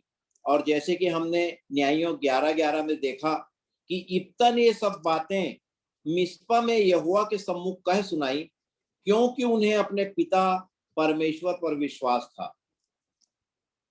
इब्रानी के 11:33 में उन्होंने विश्वास ही के द्वारा राज्य भी जीते, इसलिए इब्ता का जिक्र यहाँ पर भी आया है। प्रियो, सचमुच हमारे त्रिएक परमेश्वर अति प्रेमी, अद्भुत युक्ति करने वाले, महाप्रतापी, अत्यंत दयालु, सर्वशक्तिमान पिता है। इप्ता की इकलौती प्रिय आज्ञाकारी पुत्री अपनी कुर्बानी देने को सहर्ष तैयार है, जबकि वह जवान और कुंवारी है, वयस्क है, बालिग है। अपने पिता से कह सकती थी कि मेरे होम बलि का फैसला आप कैसे कर सकते। आज यदि हम अपने बच्चियों को या बच्चों को कुछ भी डिसीजन ले लेंगे तो क्या वो मान लेंगे हमारी सारी बातों, चाहे वो लीगल रहे या इलीगल रहे? सोचने की बात है ये। हम माता पिता सहित बच्चों को भी मनन करना आवश्यक है। प्रियो, हमारा प्रभु न्यायी है और ये अध्याय भी न्यायियों का है, और हमारा परमेश्वर पिता न्यायियों के न्यायी है, और प्रभु की शक्ति और युक्ति भी बेमिसाल है। तो इसलिए जो परमेश्वर इसाक को बद होने से पिता के हाथों से बचा सकते हैं, क्या इप्ता की इकलौती प्रिय आज्ञाकारी बेटी के लिए उपाय नहीं करेंगे?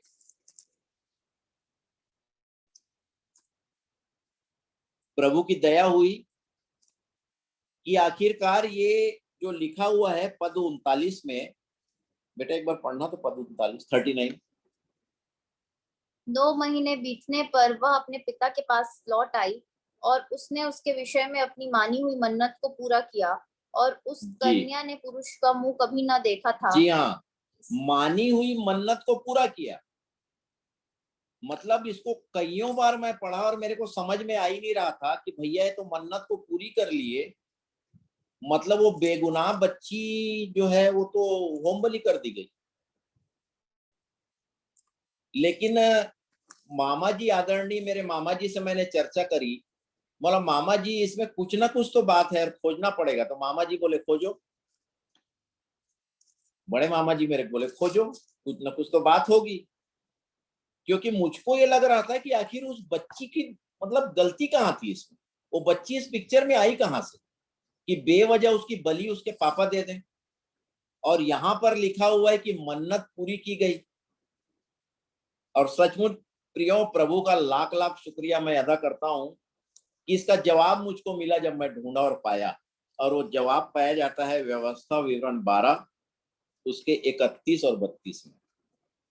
तू अपने परमेश्वर यहोवा से ऐसा व्यवहार न करना, क्योंकि जितने प्रकार के कामों से यहोवा घृणा करता है और बैर भाव रखता है, उन सबों को उन्होंने अपने देवताओं के लिए किया है। यहाँ तक कि अपने बेटे बेटियों को भी वे अपने देवताओं के लिए अग्नि में डालकर जला देते हैं। जितनी बातों की मैं तुमको आज्ञा देता हूँ, उनको चौकस होकर माना करना, और ना तो कुछ उनमें बढ़ाना और ना उनमें से कुछ घटाना। जी हाँ, ग्लोरी टू गॉड। मैं समझता हूँ कि सारे प्रियों को जवाब मिल गया होगा। हमारा प्रेमी पिता परमेश्वर हमारे बाल बच्चों की बलि नहीं चाहते। जो अभी वचन पढ़ा गया उसमें इसी बात का उल्लेख है कि ये घृणित कार्य है। ये कार्य कौन करते थे? अन्य जाति के लोग करते थे, जो अपने ही बच्चों की बलि चढ़ा देते थे। तो परमेश्वर पिता कैसे इस बलि को स्वीकार करते या ये होम बलि को होने देते? आनंद का समाचार है कि इप्ता ने अपनी इकलौती प्रिय आज्ञाकारी बेटी को होम बलि करके नहीं चढ़ाया। प्रिय, ये उपाय परमेश्वर ने ठीक वैसे ही किया जिस प्रकार से इसाक के साथ हुआ। यही थी मिस्ट्री। यह पद 39 की मन्नत पूरी की, किंतु होम बलि की आवश्यकता ना पड़ी, क्योंकि निर्गमन 20:13 में भी 10 आज्ञाओं में से एक आज्ञा है कि तू हत्या ना करना। यदि ये होम बलि करके अपनी बिटिया को, जो बेगुनाह थी, निष्पाप और निष्कलंक थी, उसकी हत्या हो जाती। और अंत में न्यायों 11:40 में एक अवार्ड ठीक प्रकाशित वाक्य के समान है, जिसको भी पढ़ लेंगी एंजल। 40 कि इजरायली स्त्रियां प्रतिवर्ष इप्ता गिलादी की बेटी का यश गाने को वर्ष में 4 दिन के लिए जाया करती थी। इंग्लिश में भी पढ़ना बेटा उसको। 40 That the daughters of Israel went year by year to lament the daughter of Jephthah the Gileadite for 4 days in the year. जी हाँ, ये लामेंट मतलब उसको अवार्ड मिला। इप्ता की बिटिया ने जो भी अपने पिता के संग जो संवाद किया था कि बिना किसी शर्त के उसने परमेश्वर के भय मानती थी, तब ना बोला कि हे पिता, जो यहोवा से आपने कमिटमेंट किया है उसको कर डालिए। और उसका अवार्ड ये मिला कि वचन के अनुसार 4 दिन तक के आज भी वहां पर उनकी जो है गुणगान की जाती है, यशगान किया जाता है। सो प्रभु का धन्यवाद हो कि इस चैप्टर के द्वारा मैं आशीषित हुआ, और मैं समझता हूं कि निश्चित रूप से आप भी आशीषित होंगे कि किस तरीके से एक घर परिवार और देश से निकाला व्यक्ति दूसरे स्थान को जाता है और फिर से लोग उसके ओर फिरते हैं, उसको अपने संग लेके आते हैं और अपना प्रधान बनाते हैं अपने पूरे देश का। और जब वो प्रधान बनता है तो सबसे पहले वो सारी जानकारी वो अपने परमेश्वर को देता है, परमेश्वर को सुनाता है कि मैं प्रधान बन गया हूं और मेरे कंधे पे ये जवाबदारियां आई हैं। और उसका परिणाम हम ये देखते हैं कि एक जो प्रधान रहता है दूसरे देश के राजा के पास मैसेज भेजता है, और उसका ऐसी पर्सनालिटी रहती है, उसकी ऐसी योग्यता रहती है, ऐसा गट्स रहता है उसमें कि वो स्वयं नहीं जाते परंतु अपने दूतों के माध्यम से सारा काम कर डालते। वचन में कहीं नहीं लिखा है कि अम्मोनियों के राजा एक बार भी अपने दूतों को इनके पास भेजें, एक बार भी कोई जिक्र नहीं है, लेकिन ये बार बार अपने दूतों के माध्यम से सारी बातों को क्लियरिफिकेशन करते हैं, उनको समझाते हैं कि हमसे लड़ाई ना करो, और वो नहीं मानते। और परिणाम ये होता है चौथे भाग में कि यहोवा की आत्मा स्वयं इप्ता के ऊपर उतर जाती है, और इप्ता उस बात को बाईपास करके अपनी समझ का सहारा लेते हैं, और उसका परिणाम ये होता है कि वो मन्नत जो उनको माननी नहीं थी वो मान लेते हैं, और उनकी बिटिया जो है स्थिति ये आती है कि होम बलि करने की स्थिति आ जाती है, और परमेश्वर किस अद्भुत रीति से उस बच्ची को बचाते हैं और अपनी महिमा प्रकट करते हैं, इस भेद को प्रभु के द्वारा जो प्रकट किया गया। तो मैं प्रभु का धन्यवाद देता हूं। इसमें कहीं पर भी और कोई बात होगी, कोई समझाइश या कोई गलत बात है जिसको सुधारा जा सके, सो प्रभु की महिमा के लिए मैं सभी से आग्रह करूंगा, बाबू और अपने सम्माननीय आदरणीयों से, मामा जी लोगों से, कि यदि इसमें कुछ बात हो तो उसको बोलें। हमारे कमांडर को भी इसमें बोलने के लिए जरूर से मैं चाहूंगा कि अपना अपना जो है बातें अपनी अपनी जरूर रखेंगे। और इसके साथ ही प्रभु का फिर से मैं शुक्रगुजारी करता हूं कि उन्होंने ये अगुवाई में मुझे दी। धन्यवाद। पापा को इस सुंदर वचन के प्रकाशन के लिए धन्यवाद। अब आप सबों को अवसर होगा, ये 3 वचनों में कुछ आप ऐड ऑन करना चाहें या कुछ शेयर करना चाहें तो आप सबों को भी अवसर है।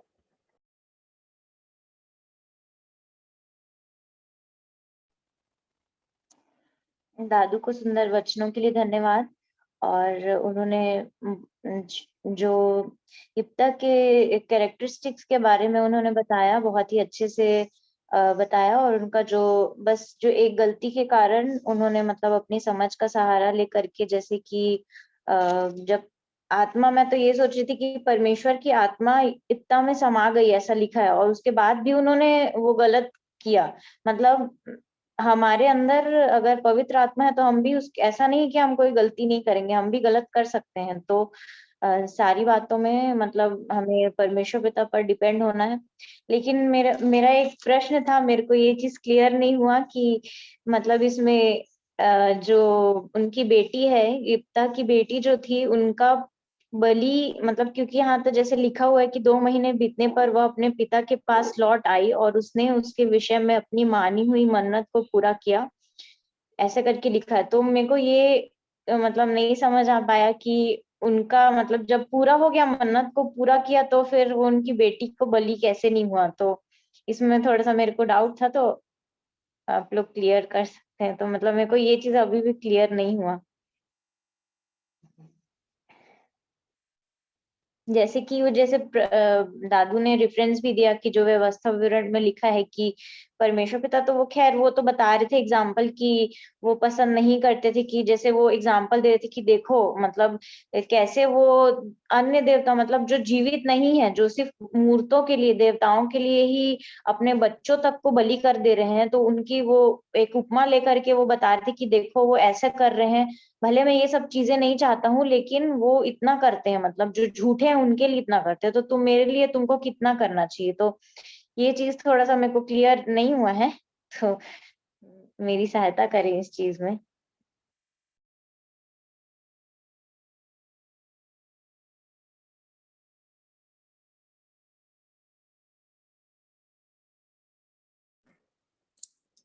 अब अवसर होगा मामा जी और रुपेश को, बाबू नहीं है क्या, या अमन को, जो भी है इस पे प्रकाश डाल सके, क्योंकि मैंने यही इसीलिए बोला कि जरूर से हम सुधारें, क्योंकि हम एक फैमिली जूम में है।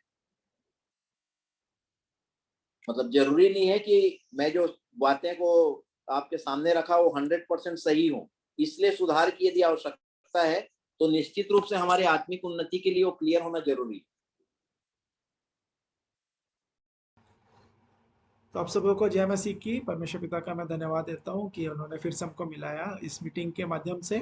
और जो दो चीज़ें जो मेरे को आउटस्टैंडिंग लगी या जो मैं सीख पाया इस पूरे जो वर्णन है यहाँ पर, कि एक बात तो ये है कि ऐसा व्यक्ति है जिसका पास्ट भी उसके लिए क्वेश्चनेबल है, जो संसार में लोग उसके ऊपर क्वेश्चन उठाते हैं कि तुम्हारी माता कैसी है, क्या तुम किस परिवार से हो।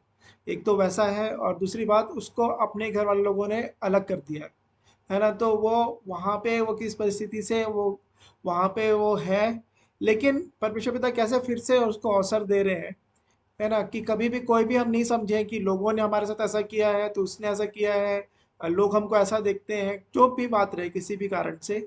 और हम सभी देखे जाएंगे तो किसी ना किसी के अपने पास हिस्ट्री जो भी अपनी बातें होती हैं, लेकिन सबके पास अवसर है। और ऐसा अवसर है कि एक तो कि वो प्रभु का आत्मा उस व्यक्ति पर भी आ सकता है ना, फिर से वो उन्हीं लोगों के बीच में फिर से भी ऊंचा भी उठ सकता है। तो कभी भी नेगेटिव जो सोच रहती है, नकारात्मकता जो है, जो नेगेटिव थिंकिंग है, जो आजकल बहुत ज़्यादा लोगों में आ जाती है, कि और ख़ास तौर पे हम लोगों पे ही ज़्यादा देखते हैं आसपास, हमारा कैसा सोसाइटी में कैसा है, लोगों के बीच में, परिवार में हमारे साथ कैसा व्यवहार हो रहा है। तो ये कभी भी मापदंड नहीं है। मैंने इस बात को देखा।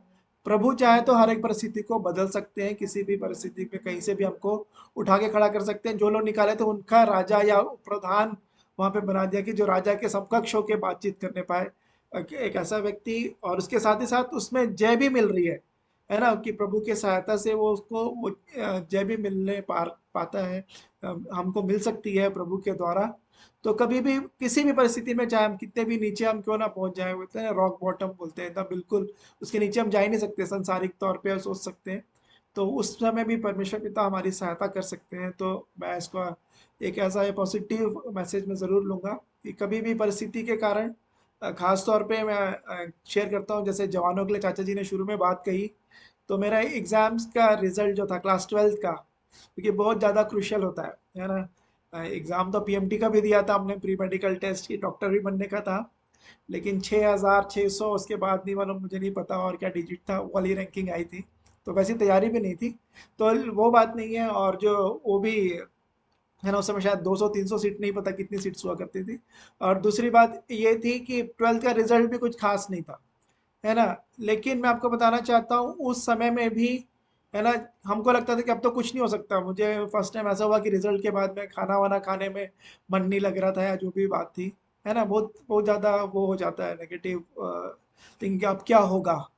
लेकिन प्रभु के दया से आज जो कुछ भी हूँ मैं, प्रभु ने उस समय संभाला, बुद्धि दी, है ना। कई बार उसमें बहुत ज़्यादा नेगेटिविटी में हमको घुसने की आवश्यकता नहीं है, और हम प्रभु का वचन और प्रभु के लोगों की संगति उस समिति परिवार में लोग संभालने वाले थे, तो प्रभु ने दया की और संभल गया। और जो कुछ भी आज हूँ मैं, है ना, उसके कारण बहुत ज़्यादा निराशा ऐसा कुछ नहीं हुआ। कुछ समय के बाद उस बात से मैं उभरने पाया, है ना। और मैं परमेश्वर पिता का धन्यवाद देता हूँ जो कुछ भी प्रभु ने अब तक मेरे जीवन में सहायता मदद की है।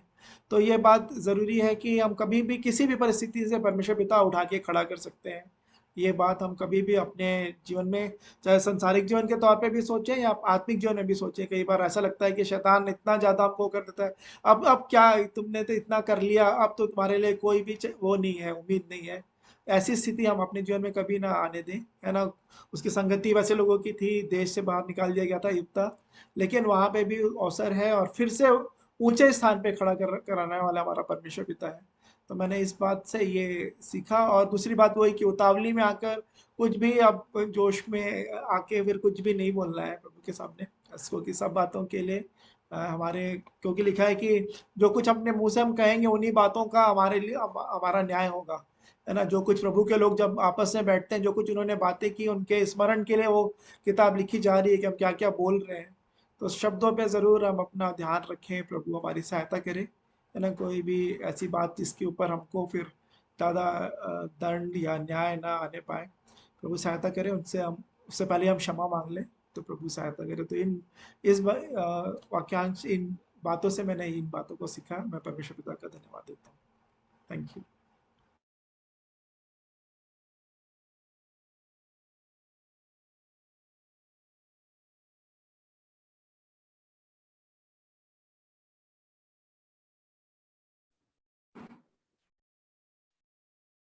तो अब तक के इस आराधना में प्रभु ने हम सबकी सहायता की, और मैं धन्यवाद देता हूँ रवि को कि इस विषय को, पर्टिकुलर इस चैप्टर को क्यों चुना।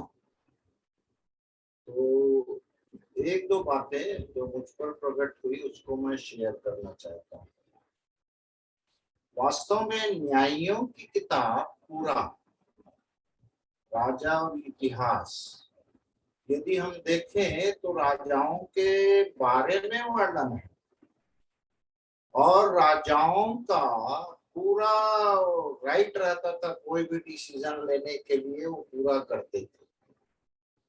परंतु न्यायियों की किताब में वर्णित है कि जब जब इस्राएलियों ने परमेश्वर का विश्वासघात किया, जब जब इस्राएलियों ने, यहाँ राजा की बात नहीं है, प्रजा के लोगों ने जब परमेश्वर के प्रति विश्वासघात किया, और विश्वासघात करने का प्रतिफल ये हुआ कि वे घोर संकट में डाले गए, है ना। और घोर संकट उन पर आ पड़ा, और उस समय परमेश्वर तो बचाने के लिए तैयार रहता था अपने, क्योंकि उसकी तो नीच प्रजा थी, चुनी हुई प्रजा थी परमेश्वर की, इसलिए परमेश्वर तो तैयार रहता था। परंतु एक कंडीशन दिया करते थे वे कि वे पश्चाताप करके पुनः उसकी ओर फिर जाएं। और यही क्रम ना सिर्फ इस्राएलियों का जो मिस्र देश से छुड़ाए जाने के बाद कनान देश तक पहुंचने की जो बातें हैं, कई बातें उतार चढ़ाव मनुष्य के जीवन में आज वैसा हम उसको ले सकते हैं कि हमारे जीवन में दुख और सुख आते रहते हैं। कभी कभी हम भी महसूस करते हैं कि परमेश्वर का पवित्र आत्मा हमें खुलकर हमारी अगुवाई कर रहा है, और कभी कभी हम संकोच में पड़ जाते हैं कि ये परमेश्वर की आवाज है कि ये शैतान की आवाज है। और उसमें मैं और आप यदि फर्क नहीं करेंगे तो भटकेंगे, जैसा इब्ता के साथ हुआ। इब्ता परिवार के लोग उसको निकाल दिए, और अपने उस जो उनका नगर है, उनका एरिया है, वो उससे भी निकाल दिए। तो परमेश्वर, जैसा दानियल में नबूकदनेस्सर के लिए कहा गया है कि वो सब कुछ करना जानता, सब कुछ उसके हाथ में।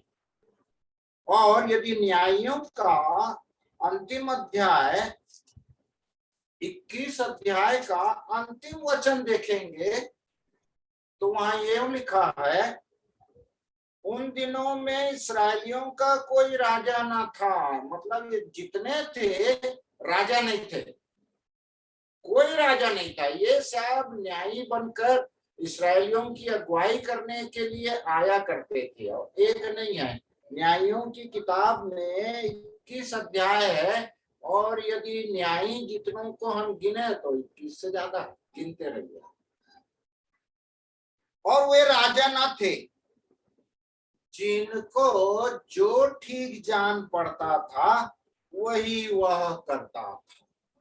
तो इसका सार ये है, युक्ता का जो बड़ा अच्छा से रवि ने युक्ता का एक पात्र है, इसके विषय में चर्चाएं कम होती है, परंतु जैसे ही युक्ता के बारे में पहले दिन रवि जब बताया तो फट से मेरे अंदर आया, वो ऐसा न्यायी था जो अपनी बेटी को खो दिया, ऐसा मन्नत माना, स्वयं जैसे कहना चाहिए कि अपने पैर में कुल्हाड़ी मारी। परंतु उसके पहले जैसा रवि ने वो 2-3 पॉइंट को टच किया, उसको मैं भी टच करना चाहूंगा कि 11 पद के 11वें अध्याय का 11 पद का अंतिम जो वाक्यांश है वहां लिखता है, और इप्ता ने अपनी सब बातें मिस्पा में यहोवा के सन्मुख कह सुनाई। हर बातों को तो वो रख दिया परमेश्वर के पास, और इसी कारण से 11 का 21, पता नहीं आंकड़ा 11 का 11, 11 का 21 यहाँ लिखा है, और इस्राएल के परमेश्वर यहोवा ने सियोन की सारी प्रजा समेत सियोन को सारी प्रजा समेत इस्राएल के हाथ में कर दिया और उन्होंने उनको मार डाला। तो उन्होंने नहीं मारा, यहोवा ने मारा सबको। यहोवा का हाथ था, और यहोवा का हाथ 29 में तो खुल के वर्णन है, तब यहोवा का आत्मा इप्ता में समा गया। तो हम जानते हैं कि पुराने नियम में राजाओं के ऊपर भी पहला राजा जो हुआ वो नबूवत करता था, परमेश्वर का आत्मा जब समाता था और उठ भी जाता था। इन दिनों में कलीसिया में पवित्र आत्मा यदि मुझे और आपको मिल गया है तो पक्का अगुवाई करता है, परंतु जो अभी का हमारे अध्ययन का विषय है, पता नहीं कैसे टेली हो रहा, जैसे टेली बिल्कुल मिल रहा है कि आत्माओं को परखो, झूठे भविष्यवक्ता। तो इसमें मुझको और आपको अंतर करना मालूम है, और एक एक बातें तो स्पष्ट है जो इन दिनों हम अध्ययन करते जा रहे हैं। झूठे भविष्यवक्ताओं का क्या क्या गुण है, कैसे हम पहचान सकते हैं, और परमेश्वर का आत्मा मेरे और आपके अंदर जब है तो बहुत मधुर शीरीन आवाज करते हैं, और फट से कैच नहीं करेंगे ना। तो इधर मैं तो इन दिनों आज प्रार्थना करता हूँ, वचन पढ़ने से पहले ये प्रार्थना करता हूँ कि प्रभु जो जो प्रकाशन मिलता है मुझको, मैं ना समझूं कि ये सब पवित्र आत्मा के द्वारा आया। मैं ये बाइबल पढ़ने से पहले प्रार्थना करता हूँ कहीं शैतान का आत्मा तो आके, जैसे वो भी परमेश्वर के वचन को तो अच्छे तरीके से जानता है, मुझसे ज्यादा जानता है परमेश्वर के वचन को, मगर वो ट्विस्ट करता है, मतलब कहीं कहीं शब्दों को इधर से उधर कर देता है, और निगेटिविटी बार बार वो, तुम ऐसा नहीं कर सकते थी। उस समय मेरा और आपका उत्तर है नहीं, मैं कर सकता हूँ, परमेश्वर का आत्मा है, मैंने और आपने सीखा है। तो इप्ता को सचमुच में ऐसा सुंदर पात्र है, और अनहोनी को इसके द्वारा परमेश्वर ने होनी कर दिया। जो हम मेरे और आपके जीवन में जिसको मैं और आप समझते हैं कि असंभव है, उसको परमेश्वर संभव कर देता। अब संभव करने के बाद मैं और आप शैतान पे विजय बहुत पा जाते हैं कई बार, और विजय पाने के बाद इतराते तो नहीं, अभिमान तो नहीं आता मेरे और आपके जीवन में, मैंने अपने बल से किया। परमेश्वर अपने बल से करता है, और मुझको लगता है कि मैंने अपने बल से कर दिया, और मैं परमेश्वर के सामने जो होना नहीं चाहिए उन बातों को बोल देता हूँ, तो परमेश्वर तो सुनता है। अब मैं बोल तो दिया, फंस तो गया, फंसने के बाद उसको पूरा भी किया तो हानि उठाया। ये आज के इस वचन का सार है, जहाँ तक मैं इसको अभी अभी पाया हूँ परमेश्वर के द्वारा। तो उसको मैं और भी इसमें और प्रकाशन में और भी जितनों के अंदर है दिया जा सकता है। परंतु एक कंपेयर किया मैं यिप्ता के बारे में। जिस दिन से रवि बोला है ना, उस दिन से मैं दूसरा शमूएल दाऊद के बारे में मैं, जब नातान नबी आके उसको खुलवा नहीं रहा, पढ़िए उसको कहाँ दूसरा शमूएल में कौन से अध्याय में है, वो बेतशेबा के बारे में। बेतशेबा का पाप जब वो कर चुका तो नातान नबी आके उसको एक दृष्टांत कहा, एक कहानी बताया। एक धनी पुरुष था, एक गरीब था। गरीब के पास एक ही भेड़ का मेमना था और धनी के पास तो बहुत सारा था। और ऐसा कह के नातान ने उससे कहा कि ये वृतांत है, आप राजा हो, आप बताओ कहना क्या चाहिए। तो दाऊद ने क्या कहा था? दाऊद ने क्या नातान नबी को उत्तर दिया था? स्मरण आ रहा है? हाँ, वो प्राण दंड के योग्य है जिसने ऐसा किया। एकदम गुस्सा हो गया तो दाऊद, और गुस्सा होके कहा जिसने ऐसा किया है वो प्राण दंड के योग्य है। बाद में नातान ने कहा कि तू ही है। अब राजा है, न्याय करे, प्राण दंड के योग्य है तो उसका तो प्राण लेना चाहिए। परंतु परमेश्वर जो दया का धनी है, उसने वो जो बोल दिया था ना प्राण दंड के योग्य है, दाऊद को प्राण दंड नहीं मिला, उस पर दया कीजिए। अब इसको कंपेयर करिए यिप्ता के साथ। यिप्ता ने तो जो वन्नत माना था उसको पूरा कर दिया, दाऊद अपने वर्डिक्ट को पूरा नहीं कर पाया। अगर पूरा करना था तो उसको तो प्राण दंड दे देना चाहिए था। परंतु परमेश्वर ने दया किया ना, नातान नबी को भेजा और कहा तेरा प्राण नहीं लिया जाएगा। ऐसा दयालु परमेश्वर है ना। तो प्रभु हम सबकी सहायता करे कि ऐसी स्थितियां मेरे और आपके जीवन में आना चाहिए। नहीं आ रहा है तो आना चाहिए, और जब ऐसी स्थिति आती है तो मैं और आप वो झूठे भोजभक्ता, झूठी आत्मा, वो तो परमेश्वर कहता है झूठी आत्मा समा के उसके अंदर झूठ बोलवाया है ना, ये वृतांत। हाँ, झूठ बोलवाने आत्मा को भेज दिया और वो झूठ बोल रहे थे। बेचारा वो जो सच्चा परमेश्वर का भक्त था उसको थप्पड़ भी पड़ गया। तो मुझे और आपको इसको पहचानना आना चाहिए हमारे जीवन में, किधर से आ रहा है हम ये बातें, ये समझ, ये बुद्धि और ज्ञान मुझे कौन दे रहा है? परमेश्वर का ज्ञान है कि एक और ज्ञानी आदमी है जो सब जानता है, परमेश्वर के वचन को जानता है, उसकी आवाज है। तो प्रभु हम सबकी सहायता करें। हम भाई बार बार खोल रहे हैं, मैं बंद नहीं कर पा रहा हूँ, उनको तकलीफ हो रही है, तो अवसर बड़े भाई को देता हूँ। बार बार वो अनम्यूट कर रहे हैं, पता नहीं कैसे हो रहा है अनम्यूट। तो यदि वो कुछ कहना चाहते हैं तो उनको अवसर है।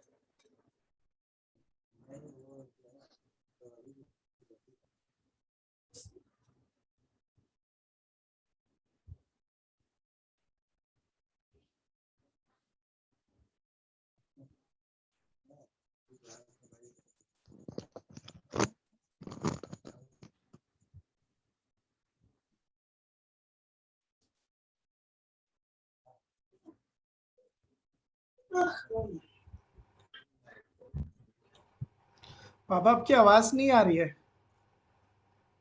यदि आप कुछ कह रहे हैं तो।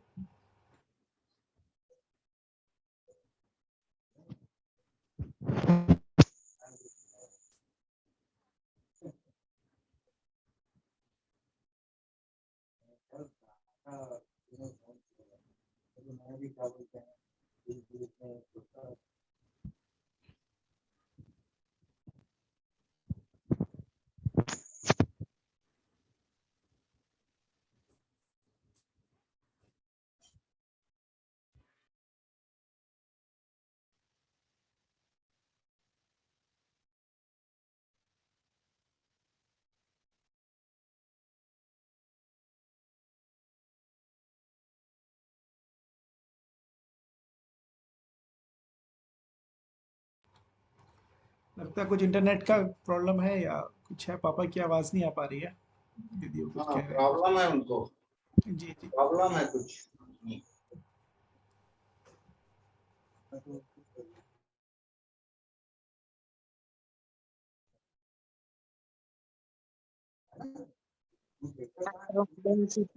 मैं भी दो शब्द कुछ बोलना चाहूंगी भैया के बारे में।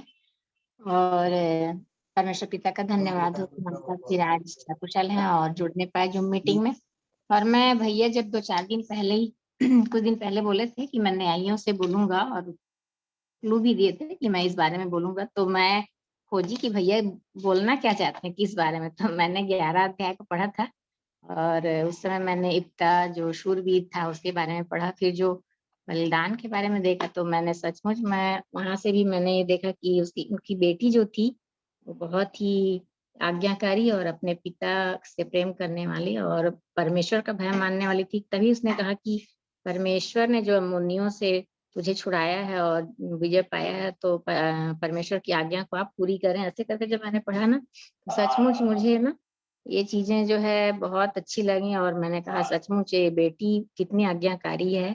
और आजकल क्या ऐसे बच्चे अपने माँ बाप के आज्ञाकारी हो सकते हैं, तो बहुत ही बड़ी बात है। और उसी पर मैंने फिर मुझे सबोपदेशक 5 का याद आया, मैं फिर उसको पढ़ी कि तेरे वचन थोड़े ही हों, क्योंकि तू धरती पर और स्वर्ग में परमेश्वर है हमारे पिता जो कि सुनते हैं। और हम ज्यादा क्यों बोलें जिससे हमारे वचनों को सुन के क्रोधित हों, तो हमारे वचन थोड़े ही हों। तो मुझे उस पर एक चीज और कहना है कि बोली एक अमोल है जो कोई बोले जान, ये तराजू तौल के तब मुख बाहर आन। हमारे जो बोली है ना सचमुच बहुत ही अनमोल है। और हमारे जो मुंह है, मुख के अंदर जीभ है ना, ये एक तराजू के रूप में है और हमें बहुत ही सोच समझ के बोलना है वचन के अनुसार कि सचमुच परमेश्वर का जो वचन कहता तेरे बोल थोड़े ही हों कि तू क्यों अपने ही वचन में फंसे। तो हम जो भी बोलें सोच विचार के बोलें, क्योंकि जो इप्ता था वो मतलब बिना एक प्रकार से सोच देखेंगे तो बिना सोचे विचारे ही वो ऐसा मन्नत मान बैठा कि मतलब उसके लिए फिर बहुत ही दुखदाई बाद में बना। जो एक ही बेटी थी और उसे मान तो चुका वो मन्नत को, लेकिन वहां एक बहुत ही आज्ञाकारी भी बना वो कि उसने जो माना उसे पूरा किया। लेकिन बात यह है कि उसने उतावली में मन्नत माना, सोच समझ के नहीं माना, उसे सोच विचार नहीं किया और जो मुंह से निकला उसे उसने मान लिया। तो ये भी हमारे लिए यहाँ पे एक सीख है कि हम बहुत ही सोच विचार के परमेश्वर पिता के आके बोलें और ऐसे ही कुछ भी ना बोल दें कि हम खुद ही अपने वचनों में फंस जाएं। सो सचमुच ये बहुत ही इंटरेस्टिंग आज जो भैया ने न्यायियों के विषय में 11 अध्याय से हमें बताया, बहुत ही अच्छे तरीके से समझाया और हम सब बहुत ही आशीषित हुए। प्रभु का धन्यवाद हो। और हम इससे ये सीख, हमें बहुत बड़ी सीख मिली है कि हमारे वचन थोड़े ही हों और हम उतावली में कोई बात ना बोलें और अपनी समझ का सहारा ना लें। तो प्रभु का धन्यवाद हो, प्रभु को महिमा मिले। और भैया को भी बहुत बहुत धन्यवाद कि उन्होंने इतने अच्छे से हमको समझाया कि जो इप्ता के बारे में बहुत ही अच्छी तरीके से उन्होंने समझा। भैया को धन्यवाद। आप सबों को जय मसीह की। जो मैंने सीखा वो मैं बताना चाहूँगी। भैया ने कल बोला था कि इसमें सब कुछ है, मैं पढ़ नहीं पाई थी, मगर अभी छोटी ने बोला कि उस बच्ची का, उस कन्या का क्या हुआ, उसकी बेटी का क्या हुआ, वो एक मिस्ट्री ही रह गई है ना। कई जगह उसको करने की कोशिश की गई मगर नहीं हो पाया। तो मैंने इसके 40 पद पर ध्यान दिया कि इजरायली स्त्रियां प्रतिवर्ष निप्ता गिलादी की बेटी का यश गाने को वर्ष में 4 दिन के लिए जाया करती थी। तो जैसे मुझे प्रभु ने अगुवाई करी कि वो अभी हम बोल रहे थे, भैया ने भी बताया कि उसने तो मन्नत मान ली, तो परमेश्वर अपनी वाचाओं की और प्रतिज्ञाओं के विषय में तो वो दृढ़ रहते हैं और उसने तो मान लिया और वो तो करना ही था। और उसकी पुत्री ने भी कहा कि जैसे तूने कहा है वैसा ही कर, मगर वो आज्ञाकारी थी, इसलिए परमेश्वर ने उसके यश को बढ़ाया। अगर वो होम बलि हो गई थी तो परमेश्वर ने उसकी आज्ञाकारिता को देख के, यहाँ जैसे 40वें पद में लिखता है कि इजराइल की स्त्रियां प्रतिवर्ष निप्ता गिलादी की बेटी का यश गाने को जाया करती थी। तो परमेश्वर पिता ने तो जो किया वो था ही, उसने तो मन्नत मान ली थी और उसे तो पूरा करना ही था, मगर उस आज्ञाकारी बेटी को परमेश्वर ने नहीं छोड़ा। उसके होम बलि देने के बावजूद परमेश्वर ने उसको, उसका यश सारी इजरायली स्त्रियों के बीच में रखा और वो प्रति वर्ष 4 दिन के लिए जाया करती थी। उसमें लिखा नहीं है कहाँ जाया करती थी। यश गाना, यश का जो उसने किया था उससे वो इंस्पायर्ड थी। वो यश ही था उसका कि उसने अपने पिता की आज्ञा मानी और वो आज तक जब तक रहा होगा तब तक उसका यश उस सारी जगह पे था कि हमको भी एक आज्ञाकारी जैसा उसने किया वैसा होना चाहिए। तो मैं ये समझ पाई। भैया को भी धन्यवाद सुंदर वचन के लिए जो उन्होंने लाया, कि हमारे लिए एक भी सीख है कि हमें मतलब कुछ भी हो जाए, हमें परमेश्वर पिता के आज्ञाकारी एंड डेज तक, जब तक सांस दी है उन्होंने तब तक रहना है। जो वाचाएं प्रतिज्ञाएं करी हैं, फिर परमेश्वर अपना काम करेंगे ही, उन्हें कोई नहीं रोक सकता। तो परमेश्वर पिता का भी धन्यवाद हो, भैया को भी धन्यवाद करती हूँ सुंदर वचनों के लिए। Thank you. आप सबों को अपने विचार रखने के लिए और शेयरिंग के लिए धन्यवाद। अब हम अंतिम प्रार्थना में जाएंगे और मैं रिक्वेस्ट करूंगी अमन चाचा से कि वो प्रार्थना में अगुवाई करें। आइए हम प्रार्थना करेंगे। हमारे जीवित महान सशक्तिमान परमेश्वर पिता, राजाओं के राजा, प्रभुओं के प्रभु, अपने उद्धारकर्ता प्रभु यीशु मसीह के पवित्र और मीठे नाम से प्रभु जी आपके अनुग्रह के सिंहासन के सन्मुख आते हैं। प्रभु जी आप ही के नाम को धन्य कहते हैं, सराहते हैं प्रभु जी, क्योंकि सारी आशीषों के देने वाले परमेश्वर पिता आप ही हैं प्रभु जी। ना ही सिर्फ सांसारिक आशीष है परंतु प्रभु जी आत्मिक आशीष देने वाले पिता परमेश्वर है। आपके नाम को धन्य कहते हैं, सराहते हैं प्रभु जी। हाँ प्रभु जी, आप ही हमें बल सामर्थ, हाँ प्रभु जी, ज्ञान बुद्धि समझ देने वाले पिता परमेश्वर है प्रभु जी। आपके नाम को धन्य कहते सराहते हैं प्रभु जी। इस समय में प्रभु जी आपने हमें से प्रभु जी हर एक प्रत्येक जनों से बातचीत की है प्रभु जी, इसलिए आपका धन्यवाद देते हैं प्रभु जी। अपने वचनों के द्वारा प्रभु जी, अपनी आत्मा के द्वारा आप अपने वचनों का प्रकाशन हमारे मध्य में रखते जा रहे हैं प्रभु जी। आपका धन्यवाद देते हैं प्रभु जी। आप सबको सुनने वाले कान दें प्रभु जी, ग्रहण करने वाला हृदय प्रदान करें प्रभु जी। हाँ प्रभु जी, अपने परिस्थिति के कारण हम कभी भी निराश हताश ना हो, परंतु जब प्रभु जी आपके सामने अपनी बातों को हम खोलकर कहें प्रभु जी, और तब फिर प्रभु जी आप हमें प्रभु जी ऊंचे स्थानों में रखने वाले परमेश्वर पिता है प्रभु जी। और जब उन ऊंचे स्थानों में पहुंच जाए प्रभु जी, तब भी प्रभु जी आप ही की अधीनता में रहें। अपनी ओर से प्रभु जी कुछ भी बातें ना कहने वाले हो सके, परंतु प्रभु जी अपना संपूर्ण भरोसा आप पर ही रखें प्रभु जी। और प्रभु जी जो कुछ भी प्रभु जी आपकी आज्ञाकारिता की बातें हैं उसे अपने जीवन में हम पूर्ण करें प्रभु जी, ऐसी दया अनुग्रह चाहते हैं प्रभु जी। हाँ प्रभु जी, इस वक्त प्रभु जी हर एक प्रिय जो इसमें जुड़ सके, बच्चों से लेके बुजुर्गों को, सबों को आप ही के हाथों में सौंपते हैं प्रभु जी। हम सब आपके द्वारा संभाले जाए। जो प्रिय नहीं जुड़ पाए उनके लिए भी प्रार्थना करते हैं प्रभु जी, आप दया करें, अनुग्रह करें प्रभु जी। हम सब मिलकर आपके नाम की स्तुति बड़ाई प्रशंसा करने पाए, जिससे हमारी आत्मिक उन्नति होने पाए प्रभु जी। और साथ साथ प्रभु जी हर एक बातों में आप ही को महिमा मिलने पाए प्रभु जी। जो प्रिय शारीरिक तौर पर अस्वस्थ हैं उनके लिए हम प्रार्थना करते हैं प्रभु जी। हर एक जन की सुरक्षा के लिए प्रभु जी हम प्रार्थना करते हैं प्रभु जी। हाँ प्रभु जी, और हर सबसे बढ़कर प्रभु जी आत्मिक जीवन की बढ़ोतरी के लिए आपसे प्रार्थना करते हैं प्रभु जी, क्योंकि आपने कहा कि जिस प्रकार तू प्रिय, जिस प्रकार तू आत्मिक उन्नति कर रहा है वैसे ही तू हर एक बातों में उन्नति करे और भला चंगा रहे प्रभु जी। हर एक की आवश्यकताओं को आप जानते हैं प्रभु जी, आपका धन्यवाद देते हैं प्रभु जी। हर एक बातों को आप ही के हाथों में सौंपते हैं प्रभु जी, और दुआ उद्धार करता प्रभु यीशु मसीह के पवित्र और मीठे नाम से मांग लेते हैं, आमीन। आइए हम प्रभु की प्रार्थना एक साथ कर लेंगे। हे हमारे पिता आपके स्वर्ग में है, आपका नाम पवित्र माना जाए, आपका राज्य आए, आपकी इच्छा जैसे स्वर्ग में पूरी होती है वैसे पृथ्वी पर भी पूरी हो। हमारे दिन जैसे हमने अपराधियों को क्षमा किया है वैसे हमारे आप भी हमारे अपराधों को क्षमा करें, और हमें परीक्षा न लाइए परंतु बुराई से बचाइए, क्योंकि राज्य आमीन। आमीन। जय मसीह की जय मसीह की शालोम एबेनेज़र।